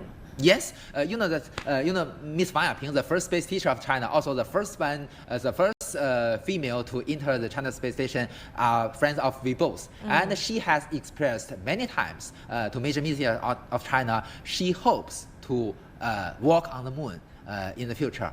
So first, I press my best wish to her to fulfill this dream. And also, I should emphasize, this is another millennium dream for we Chinese. Yang Liwei has already fulfilled the first millennium dream of the Chinese people, and I believe that walking on the moon will be the second one. So in the future, as you mentioned, we will have the plan to be scheduled before 2030, before the end of 2030, to have our first crewed mission to the lunar surface. But still, we must face, honestly speaking, many challenges during this process. First, we must have a more powerful launch vehicle, even much more powerful than this Long March 5 rocket. Right. Earlier on, you mentioned the heavier payload for a crewed mission to the moon. Why is this so much heavier than an unmanned mission? Is it because it has to bring with it the life-supporting materials like water, food, for example, to really keep our astronauts alive and functioning well on the moon? You know that we can have a comparison between the Shenzhou spaceship and the future manned spaceship to the moon. You see that the total mass of our Shenzhou spaceship is more than 8 tons. But you know the difference between Shenzhou spaceship and the spaceship to the moon is that for the spaceship to the moon, it must have much greater capability to change its velocity comparing with the Shenzhou spaceships. So that is the reason why our Mengzhou, the next generation spaceship, if it goes to the moon, it will have a very huge fuel tank and have so much propellant. You know that the moon is a big celestial body, although it is much smaller than the moon, than the Earth. So when approaching the moon, we must deaccelerate or brake to conduct the lunar orbit insertion. And also, we need to go back to the Earth. All these procedures need a lot of propellant. So that is the reason why the Mengzhou spaceship is more than 26 tons. So you can see it's even only not include the lander, even the spaceship itself is 3 times heavier than our Chang'e-6 probe. So that is reason why we need another much more powerful rocket, actually speaking a Long March 10 for this process. It's heavier because it requires much more fuel to power the mission. Yeah. So still the second stage is burning. After it is burned off, the probe, the combination of the second stage and our Chang'e-6 will enter the translunar orbit. Right. Great. So it's already shut down, as I mentioned. Already shut down. Yeah. So the next critical step will be the separation between the rocket and the probe. All right. And after that, we'll be awaiting the solar panel to open up. Yeah. So this is viewed by the camera mounted on the second stage. Well, Professor Yang, I know you are really a professional photographer as well, taking pictures of the moon. What do you fantasize when you look at the moon from Earth? Well, you know that with the telescope, we can get more details of the lunar surface. I enjoy this, and also many of my foreign friends like it and endorse me on the social media. And also, you know that for system designer on spacecraft, we must be very familiar with the optical systems. So this is how I can master the necessary skills for the for study the optical systems. So we can see that on the right, top right is a 3D animation based, as I mentioned, driven by the real data. So still at this moment, we can see the dashed lines is the communication links between the ground station. Okay, beautiful. And that was the separation so of now the rocket. You can see the video is the rear part of the Chang'e-6. Actually speaking, is the orbiter. So we can see the cylindrical part of the probe is the biggest part is the orbiter.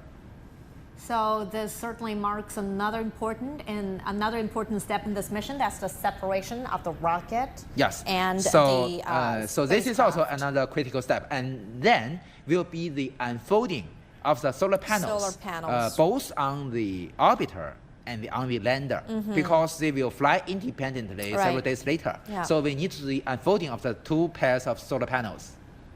And until these two sets of solar panels are opened up, that will mark the success of the launch mission. Exactly.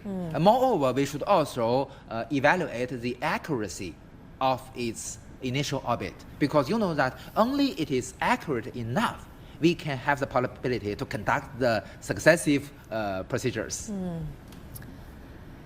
And I also want to talk about China's space station, the Tiangong.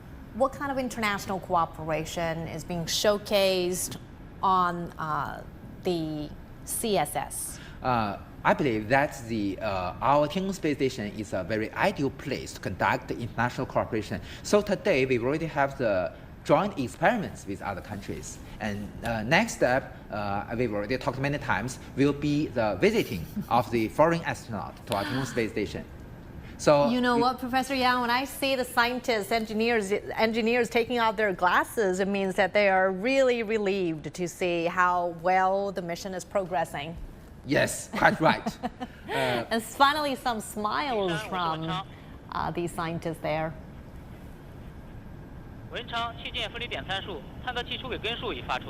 Okay, we just heard his voice that, as I mentioned, the orbital parameters has already been acquired. So, as I mentioned, the accuracy of the orbital parameters is also very critical for our mission. Sure. Has the spacecraft established communications with the Magpie Bridge 2 at this moment? No. At this moment, it's still too far from the Magpie Bridge 2.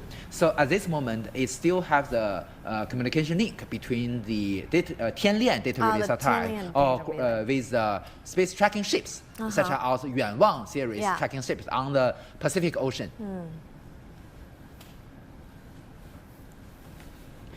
They are already in SMILE. So that means that the most risky part has already passed for the launch. And they start talking and having some small chat over there. Yeah. It's a rewarding moment for the scientists. Yeah. So I believe that we can see the big red screen soon. Yeah. It's our tradition. Yeah, it is. It really is something that we're all looking forward to. Yeah.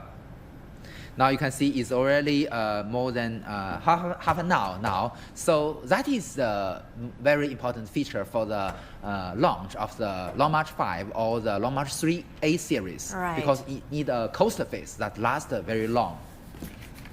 And now let's hear some more insights from Mark McCorin, former senior advisor for science and exploration at the European Space Agency in the Netherlands. Thank you so much for joining us on our program. Now, as we are both watching for, as we're both waiting for that big moment, the announcement of the success of the launch mission, what aspects of Chang'e-6 lunar mission are you most looking forward to?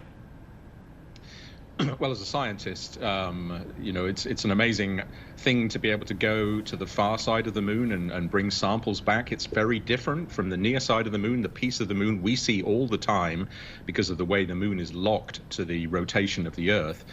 It also will hopefully bring us some idea about the way that the moon was struck by these very large impactors, by asteroids, early in the solar system history, billions of years ago. Was that something that happened very quickly in one big bunch of impacts, or was that something that happened slowly? And by returning samples from that particular location, the South Pole Aitken Basin, we should actually be able to learn much more about the history of our solar system that way. So that's really exciting. But let me also say, congratulations, of course, to getting to this point now. Half an hour into the mission, it seems to be going extremely well. And as you mentioned, it really is a very important mission for us to understand the formation, the evolution of the moon over a span of billions of years. And China, as we know, is also carrying international payload in this mission. It's been advocating international cooperation in space for a long time. What do you make of the cooperation between China and Europe, Mark? Well, I think it's a good thing. I've been talking to some of my colleagues this morning, ESA colleagues who are out there in China at the launch, and hopefully I'll chat to them a little bit later on, and hopefully they will have seen that very, very beautifully as we did on the live stream. But bringing those instruments on board to do science, of course, is the main goal of this kind of cooperation, is to share the scientific knowledge.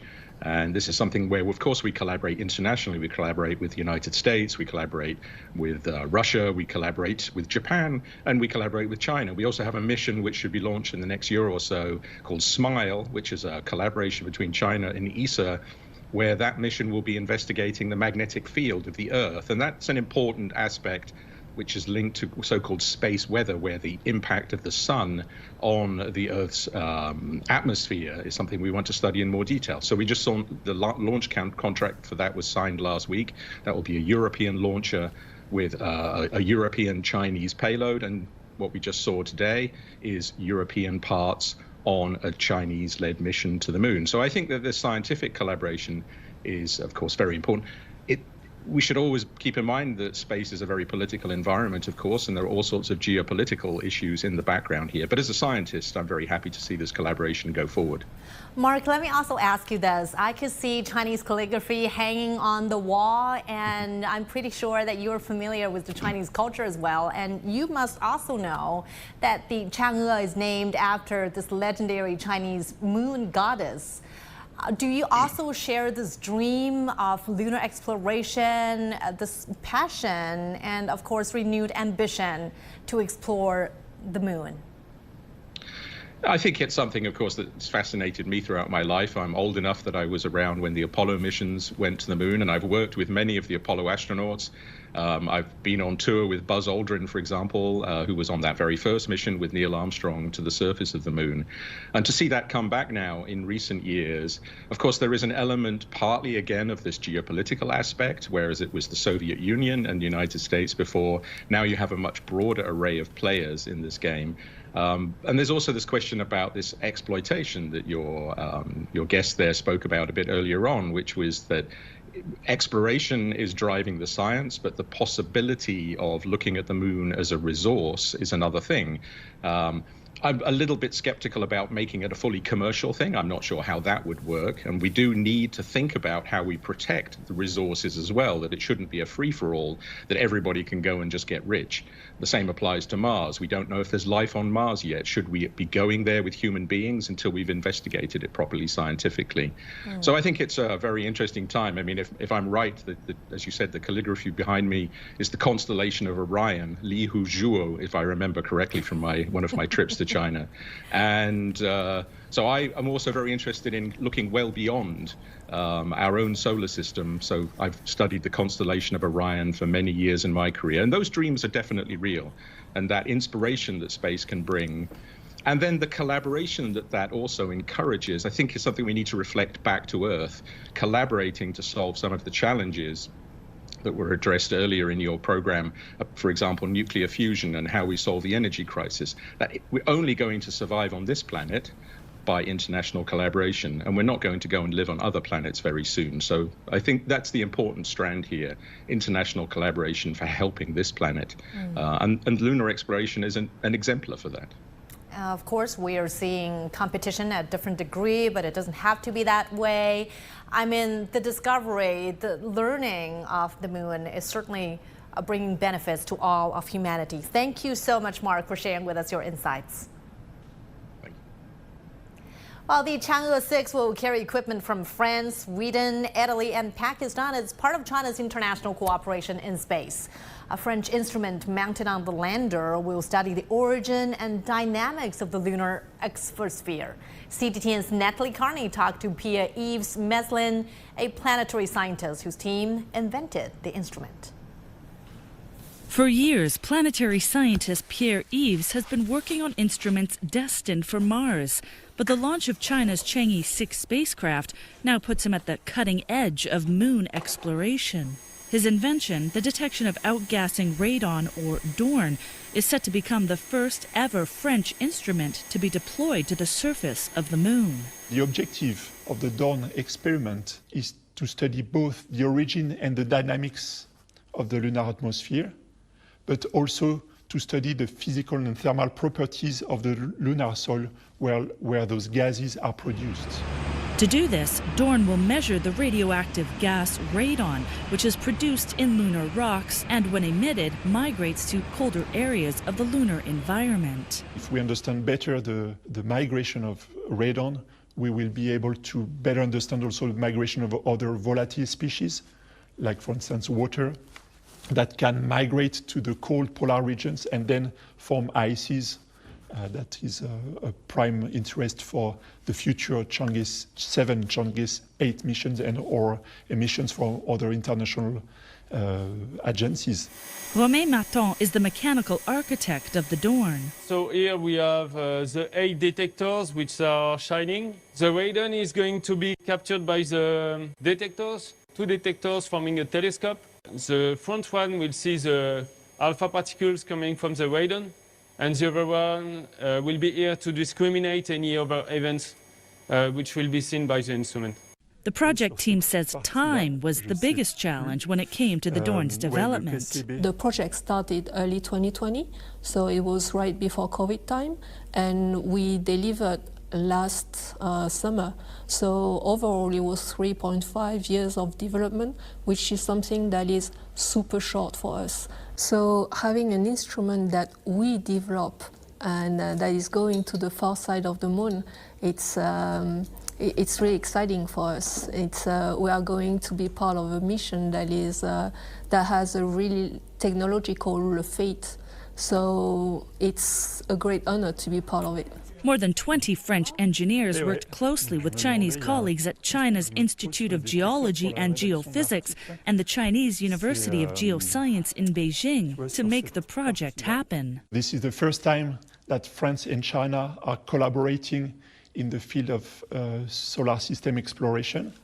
First, they helped us interacting with the engineers from the spacecraft team at CASC.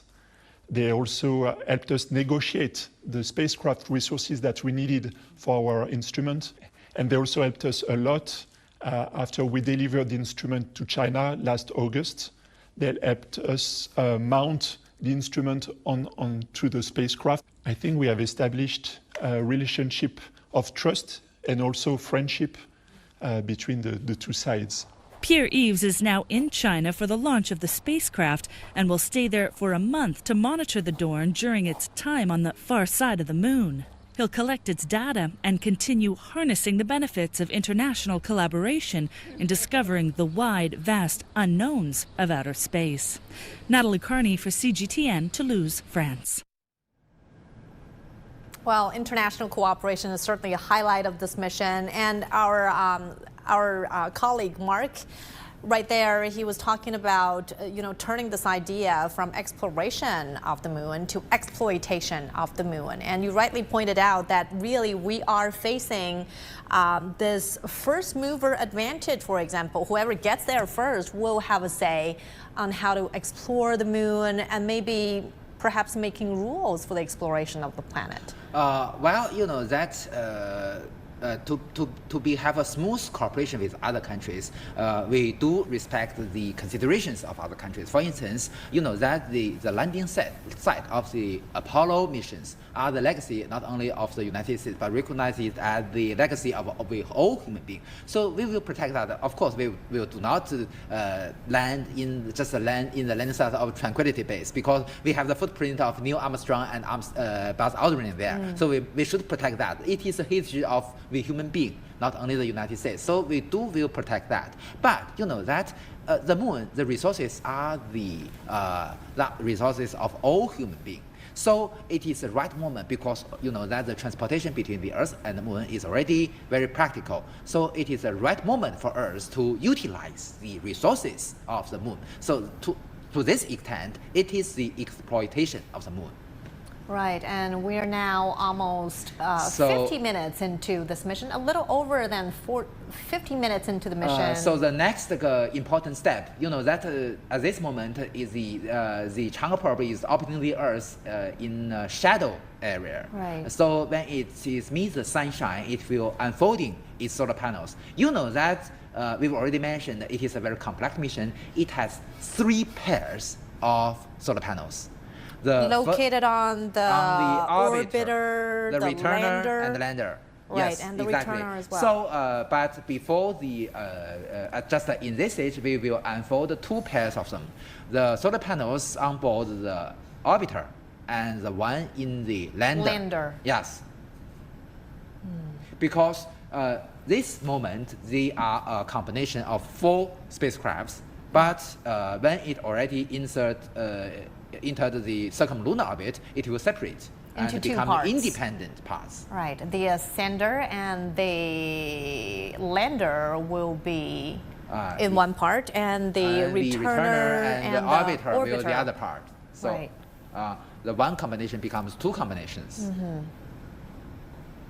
The unfolding of solar panels means that we can get a continuous power supply from the sun. Right. And during these 53 days of the Chang'e-6 mission, our scientists on Earth, on the ground, will also be keeping precise communication with our probe. Actually speaking, when it is in the lunar orbit, we can utilize our ground stations. But when it is on the surface of the far side of the moon, we can only depend on our Chang'e data relay satellites. And you see that, as you mentioned, you know that in the 4th phase of our lunar exploration program, actually speaking, in the Chang'e-8 mission, we will demonstrate the right technologies to utilize the resources on the lunar surface. So the on-site resource utilization is already on its way. So we are preparing for the exploration of the lunar resources. And as we mentioned just now, Professor Yang, the sampling procedure will involve 2 parts. One is drilling, and the other part is scooping. The solar panels are being unfolded on the orbiter. That's right, and that is... So this is the first step. This is shown by the, as I mentioned, the real telemetry data received from the vehicle itself. So although it's only a 3D animation, but it can represent the real status of the spacecraft. Now, can we say at this stage that the probe, the spacecraft, will be on its own? Actually speaking, it's already on its own during the separation between the rocket and itself. But still, you know, that at that moment, because it's in the shadow area of the Earth, so it can only use the electricity in the storage batteries inside the probe. Right. So at this moment, with the unfolding of the solar panels, it can have, as I mentioned, a continuous power supply with solar energy. What is the difference of the lunar soil retrieved from drilling and the scooping procedures? Yes, good question. You know that when we get the samples by drilling, we can have a better understanding of the evolution of the moon, because many information were under the ground, under the surface of the moon. So if we can get more deeper under the surface, this can get many information. And for those on the surface, you know that for billions of years, for more than 4 billion of years, the influence of the sun and the surrounding environment also is very important for us to study. So you know that the reckless, the rock on the surface of the moon already lie there for billions of years. So with the, as you mentioned, the scooping of the samples, we can also have the information in this area. So on the near side of the moon, because there is direct sunlight, and then perhaps after billions of years of exposure under the sunlight, the objects or the materials for us to understand the formation of the moon has shifted or has become different than that from the far side of the moon. As I mentioned, you know that the direction of the sunlight depends on one thing is the latitude. The other one is, you know, that if you are in a low latitude on the moon, the lunar night lasts for 14 days comparing with the Earth, and also the same as the daytime on the moon. But for the position near the South Pole, it will be different. For these reasons, there are some places in the permanent shadow. And for other places, maybe they have a very long-term sunshine. So that is the reason in the long-term sunshine area, it's easy to get continuous, not only the power supply, but also you know that in the lunar light, for instance, in the low latitude regions, the temperature can be below 250 degrees Celsius below zero. Wow. How cold it is, you can imagine. So the spacecraft cannot survive in extremely cold night. So it is easier if you have a longer sunshine period. Right. So that is the reason, as I mentioned, why the South Pole is so important for human beings. So the thermal control is a challenging factor for us. Yeah. So all these craters that we see on the moon's surface are a result of massive objects pelting over billions of years. How deep are these craters? You know that there are very small craters, maybe created every day on the lunar surface, but still at this moment it's still being impacted by the small asteroids. But you know that during the history, according to the study of astronomers, there must have very huge asteroids impact on the moon. So the largest crater, you can even see that the diameter hundreds of kilometers wide. Wow. So that is the reason, as we've already discussed, the South Pole Aitken Basin. So it is the largest crater on far side of the moon. As I mentioned, the diameter is more than 1,000 kilometers, very huge. And also, you know that one interesting thing is that these kind of giant impact in the history may bring some material inside the moon to the surface. Also, mantle or even in the core to the surface. So it is possible for us, if we are lucky enough, we can also get some material. Maybe it is no chance for you to dig that. There were signs and evidence of volcanic activities on the moon. Volcanic activities last for billions of years. So we've already get the very helpful samples during our Chang'e-6 mission to have a better understanding of the history, much younger than the samples collected by other probes from other countries. You see that the Ramco mountain, the Mount Ramco in the Ocean of Storms, which is the landing site of the Chang'e-5, is much younger than other places on the moon. So that is the reason why it is helpful for us to complete the whole history of the moon. The lunar sample that our probe, the Chang'e-5 retrieved from the near side of the moon, is being exhibited to yes, in the National Museum. At the National Museum for the public to see. Yes. What have scientists done with the lunar soil in terms of studying the formation and, of course, the evolution of the moon? Actually speaking, you know that we already have released different batches of this sample. One important thing, or very important, interesting thing is that some of the scientists need to return the samples back, because you know that there are two, generally speaking, there are two categories of study. One will exhaust we will lose the sample after study. But with some other measures, we can have no any loss. So with these measures, after study, the scientists need to return the samples back to the China Academy of Science. So this is very interesting. And you know that for Earth, we already find some material that never exists on the Earth. Right. So it is known as the Chang'e stone. So this is maybe the third material discovered. Right, and as the Chang'e-6 mission aims to sample retrieve from the far side of the moon, the probe will go through many stages before it brings home precious lunar soil.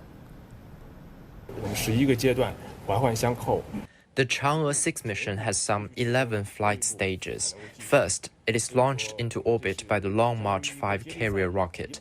Then it enters a rush to the moon process. When nearing the moon, it will pull the brake and enter the lunar orbit. That's called perilune braking process. Then the probe files in the lunar orbit. The lander and the ascender form a combination, and the orbiter and returner form another combination. The landing-ascending combination will touch down on the far side of the moon to carry out lunar sampling task, while the orbit-return combination will continue to fly. The sampling on the far side of the moon includes both drilling and surface sampling methods, and scientific exploration on the far side of the moon will also be carried out. After the sampling is completed, the ascender carrying the collected lunar soil will take off from the far side of the moon to dock with the orbit return combination. The moon samples will be handed over to the returner. When the orbit return combination comes near the Earth, the returning capsule will separate. In a hopping move, the returner will re-enter the Earth's atmosphere and land in Sizhiwangqi, Inner Mongolia. So let's give a review of China's lunar exploration program, Professor Yang. From 2007 to 2020, we've seen the evolution from Chang'e-1 to Chang'e-5. What are some of the experiences or lessons learned from these missions? Well, let's digress them one by one. Yeah. So as I mentioned, we have already accomplished the three phases of our lunar exploration program. So the first stage, we will master the technology of orbiting the moon.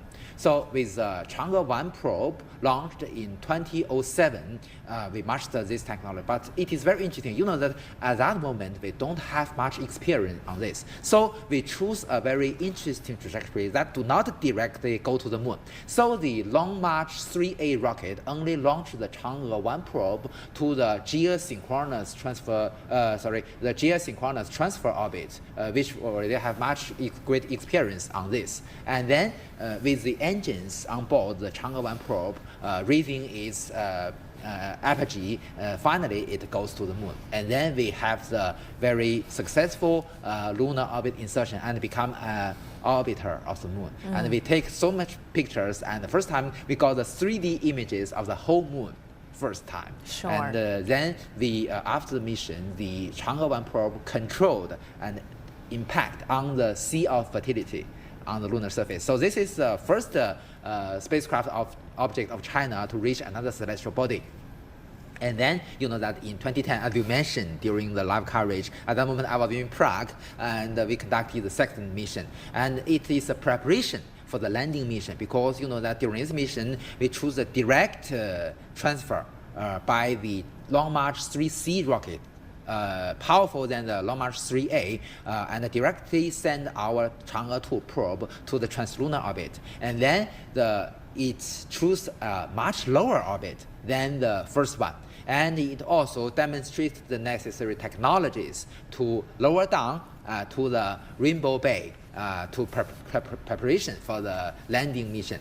And also, after the major task, the Chang'e-2 leave the circumlunar orbit and go to 1.5 million away from the Earth, called the Sun-Earth Libration Point 2. And then go deeper into the solar system and taking pictures of the Tartarus asteroid. Very, very interesting. And you know that in 2013, we conducted the Chang'e-3 soft landing mission in the Mare Imbrium or the Sea of Rain near the Rainbow Bay area. So this is the first soft landing of China. And several years after, maybe in 2018 or 2019, we conducted the Chang'e-4 mission. And just before that, we also have two very important missions. One is the launch of the Mapei Bridge 1, or the Chang'e-6 data relay satellite. Another one is what we called, we also, I remember that we have an interview here. It's called the Long March 5 T1 flight test, which is to test the technology necessary for the returner to go back to the Earth with a much higher speed, more than 11 kilometers per second. So this is also a preparation for the Long March 5 mission. And then in 2020, we launched the Long March 5 and the Chang'e-5 probe to get the sample back from the Mount Rumker region. And this is the first sample return mission. And then today, we have the sample return mission from the far side of the moon. So earlier, we talked about the different types of lunar explorations. There's the flyby, the hard landing, and the soft landing. Of course, soft landing involves more precision, greater precision, and more control, and of course, more risks. Yes, exactly. You know that just within these years, we have been seeing that so much failures during the landing attempt, either by Israel, by India, and by other countries. You see, that is the reason why it is so difficult. You know that landing on a big celestial body like the moon, you must deaccelerate your very high speed to zero within very short several minutes, and also decrease your altitude to the zero within several minutes. So anything wrong happened to your any of your subsystems, such as the wrong measure of your position and velocity, the wrong or the error in your measure of your attitude, your direction, and also other error in your measurement, and also the error in your control. All these things can cause the failure of your mission. So that is the reason why today only a few countries can conduct a soft landing on the lunar surface. Moreover, you know that just several months before, the United States also suffered a failure in the Peregrine mission because there is a leakage of the probe. And also, you know that during the SLIM mission of Japan, and also during the Odysseus mission of the United States, they also suffered some malfunction. And it's not a very full successful missions for these countries. So you can see how difficult it is to have a complete soft landing. You know that during history, the former Soviet Union conducted 27 soft landing attempt, but only 7 success. And for the United States, they have a Surveyor program. The Surveyor program have 7 attempts to soft land, but only 5 success. And of course, this time it's different in the sense that we are landing, the Chang'e-6, the probe will be landing on the far side of the moon and be retrieving samples. And the landing part is always the most breathtaking part. What makes it more difficult than landing on the near side of the moon? As we've already discussed, the terrain, the shape of the moon is completely different from the near side. Except for the mare called the Moscow mare, there do not have much flat areas on the far side of the moon. Moreover, there do have some small flat areas on the far side of the moon, but you cannot choose a place comfortable for you. You also need to consider about the meanings or the returns in scientific research. So to study the history of the moon, maybe the place we've chosen is not so flat and have very deep shapes on the descending trajectory. So we must consider these difficulties. And also, although we already have the soft landing on the Chang'e-4 mission, but still it is very challenging for us to conduct another soft landing on the far side of the moon. Yeah, well, the moon has always been an object of wonder, and humans continue to be fascinated by the moon despite setting foot on its soil almost 60 years ago. And CGTN's Wu Lei talks more about the significance of studying lunar soil samples.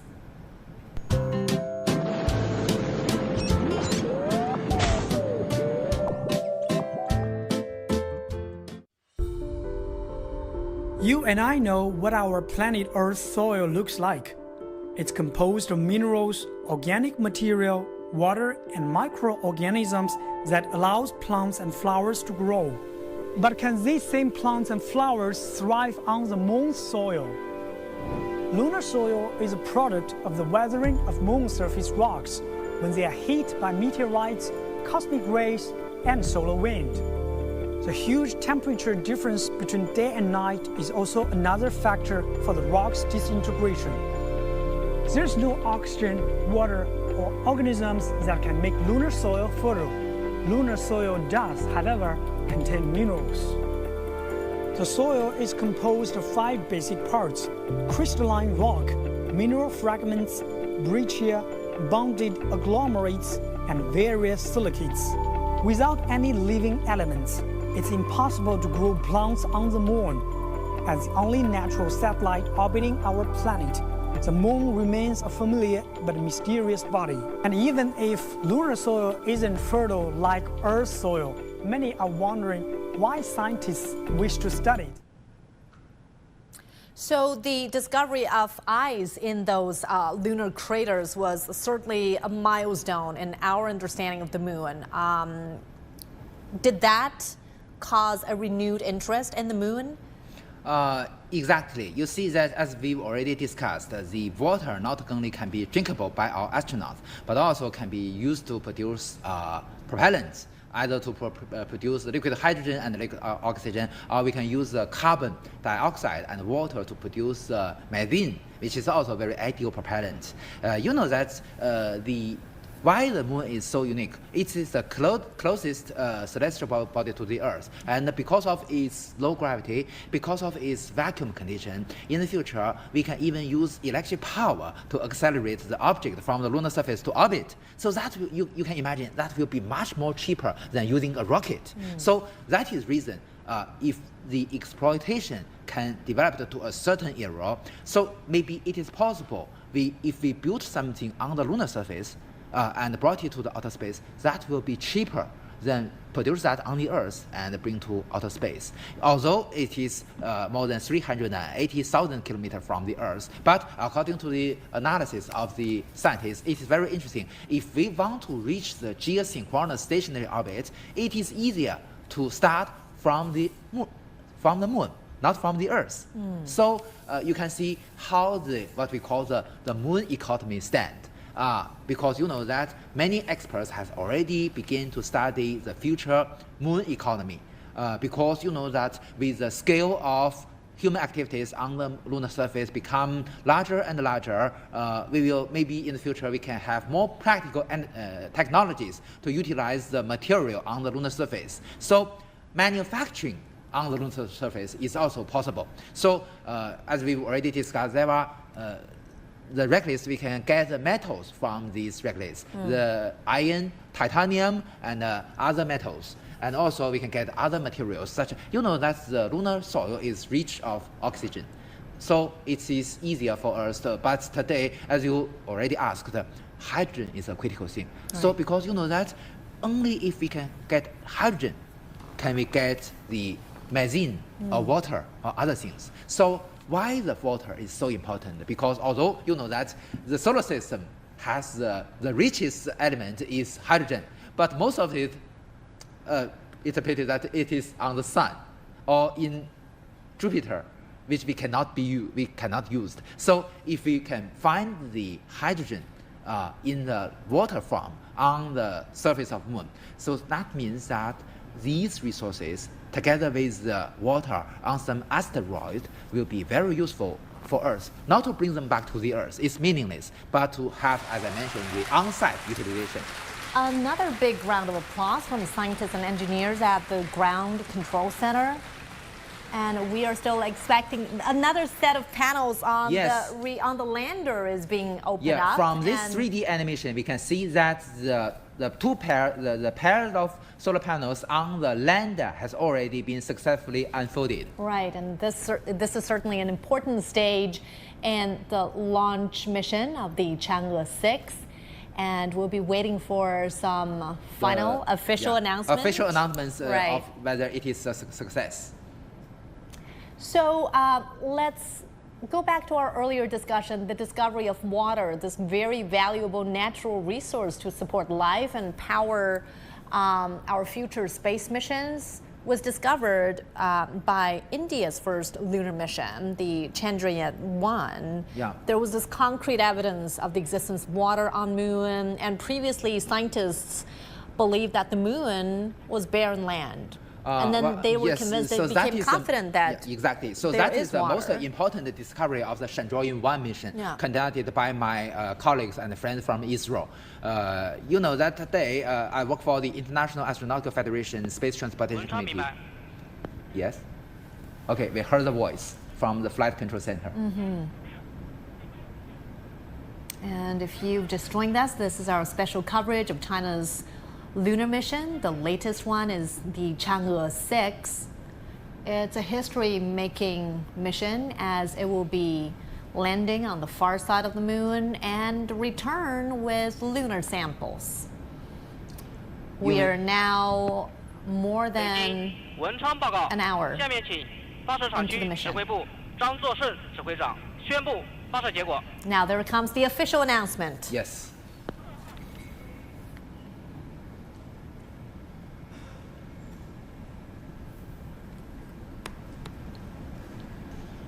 各位领导 officials, experts, and the comrades.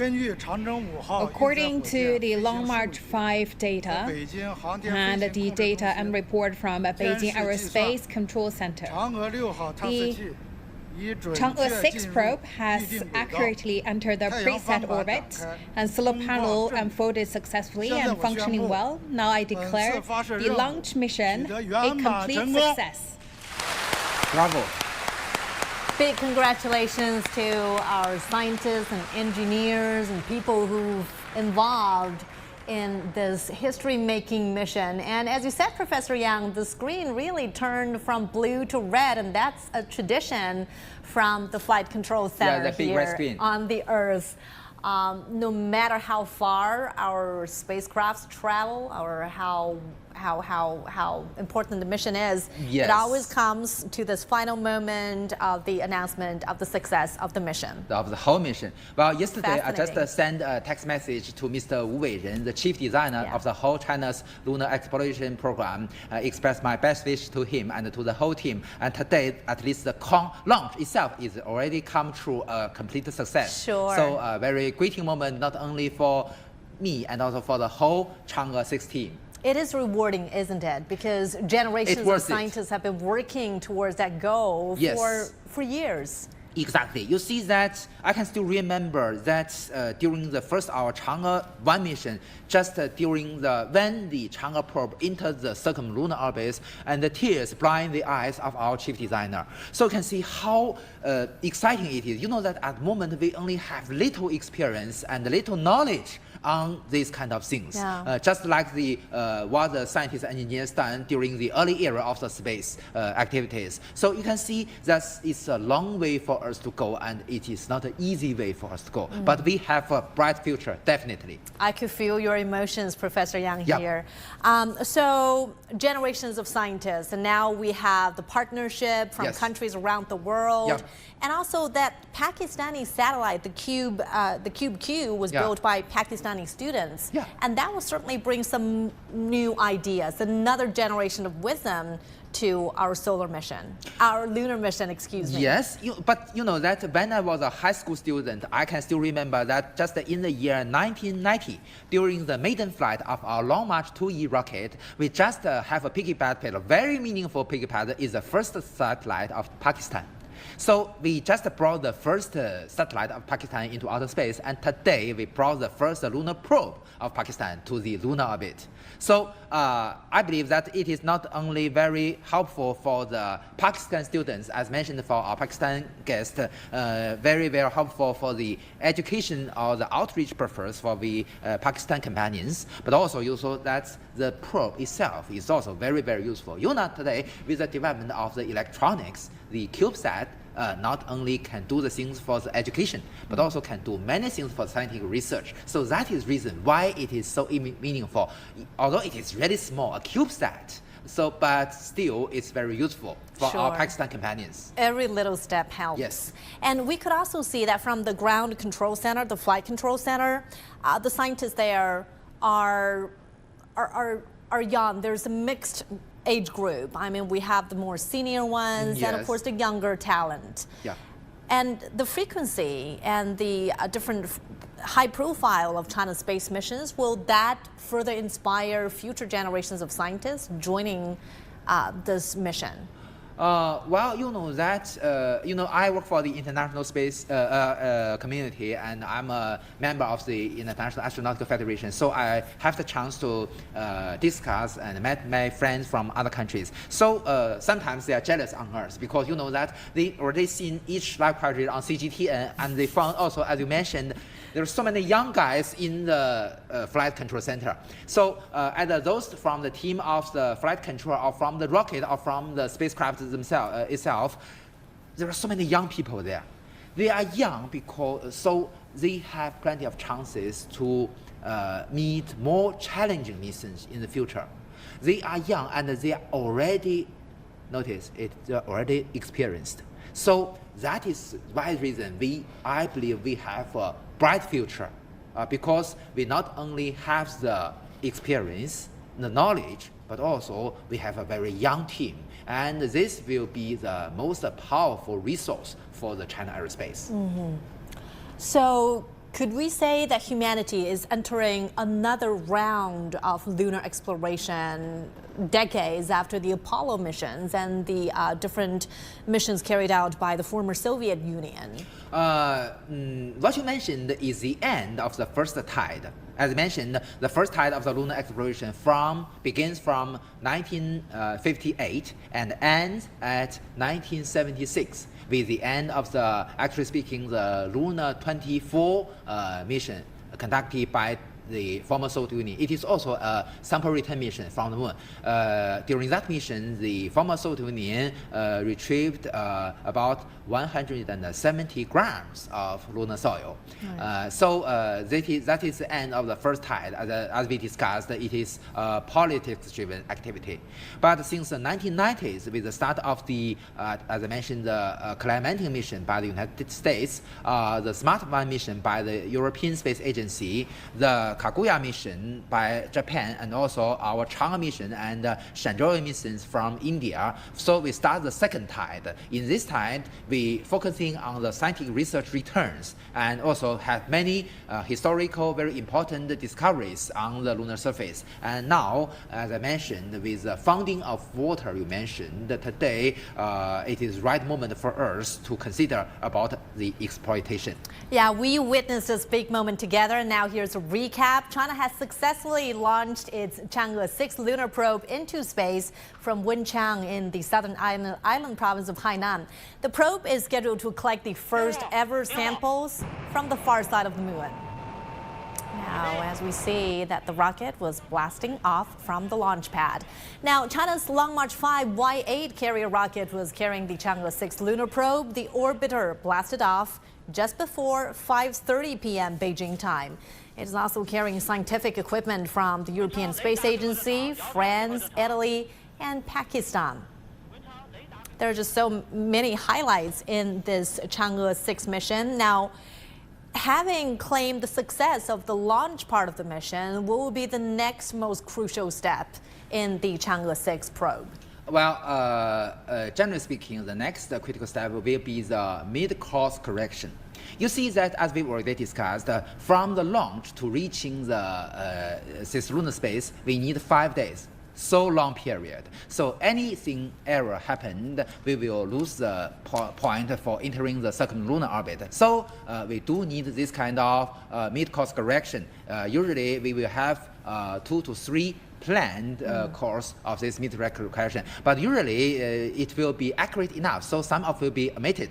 So this will be the next critical step for us, and then will be the one very important step to be the breaking of the lunar orbit insertion to reduce our speed velocity for several hundred meters per second from the translunar orbit to the circumlunar orbit. So after the successful launch of the Long March 5Y8 rocket, the Chang'e-6 probe is now on the way to the moon. The whole journey is expected to last more than 50 days and poses a number of challenges. Reporter Wu Lei speaks to Hu Hao, the chief designer of this mission. This is China's second time collecting lunar samples, but Chang'e-6 is to land and retrieve samples from the far side of the moon. What are some of the new challenges for this unique mission? To collect samples from the far side of the moon itself is full of technical difficulties. As I said, we need the relay satellite, and without relay satellite, the probe wouldn't be able to communicate with the ground. On top of this, we have to enhance the autonomous function of the probe in order to improve the reliability of the whole system. At the same time, we need to adapt some of our facilities to carry these international payloads, which are some changes for the equipment. Scientific payloads from the European Space Agency, the French Space Agency, and Italy, and a CUBE satellite co-developed by China and Pakistan aboard the Chang'e-6 probe. How do you think the Chang'e-6 will promote the global space collaboration and communities? This time we have 4 international payloads aboard the probe. We're all very much looking forward to their explorations and new findings. I believe our lunar exploration project will welcome more partners, new teams to participate and achieve more results. How significant is the Chang'e-6 mission for the development of the future International Lunar Research Station, for which China will work closely with global partners? We'll retrieve samples from the far side of the moon, mainly to enhance our understanding of its formation and scientific discoveries on the moon. This mission will provide a lot of important references, improve the reliability of the entire system, and flight control capabilities for future programs. We will continue to explore the moon and are busy preparing for the upcoming Chang'e-7 and Chang'e-8 missions. Any global friends who are interested in these lunar missions are all welcome to participate.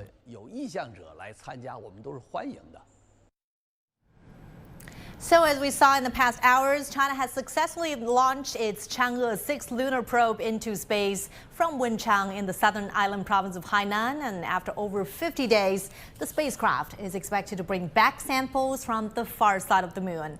CGTN will certainly follow every step of this mission and keep you updated on the important actions along the way. That'll do it for our special coverage of the launch of the Chang'e-6. We'd like to thank our guest, Professor Yang Yuguang, here in the studio. Thank you so much for sharing with us your insights.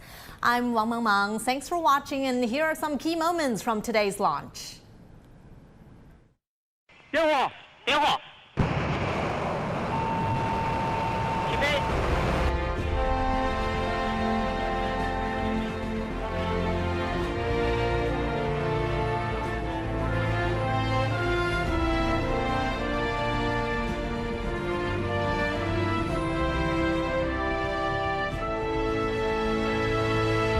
文昌雷达跟踪正常，遥测结合正常。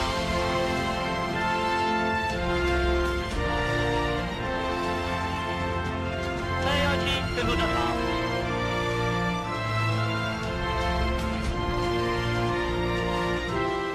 一级关机，1、2级分离。2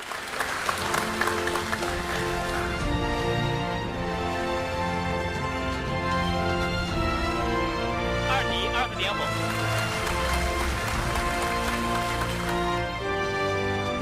2级2次关机。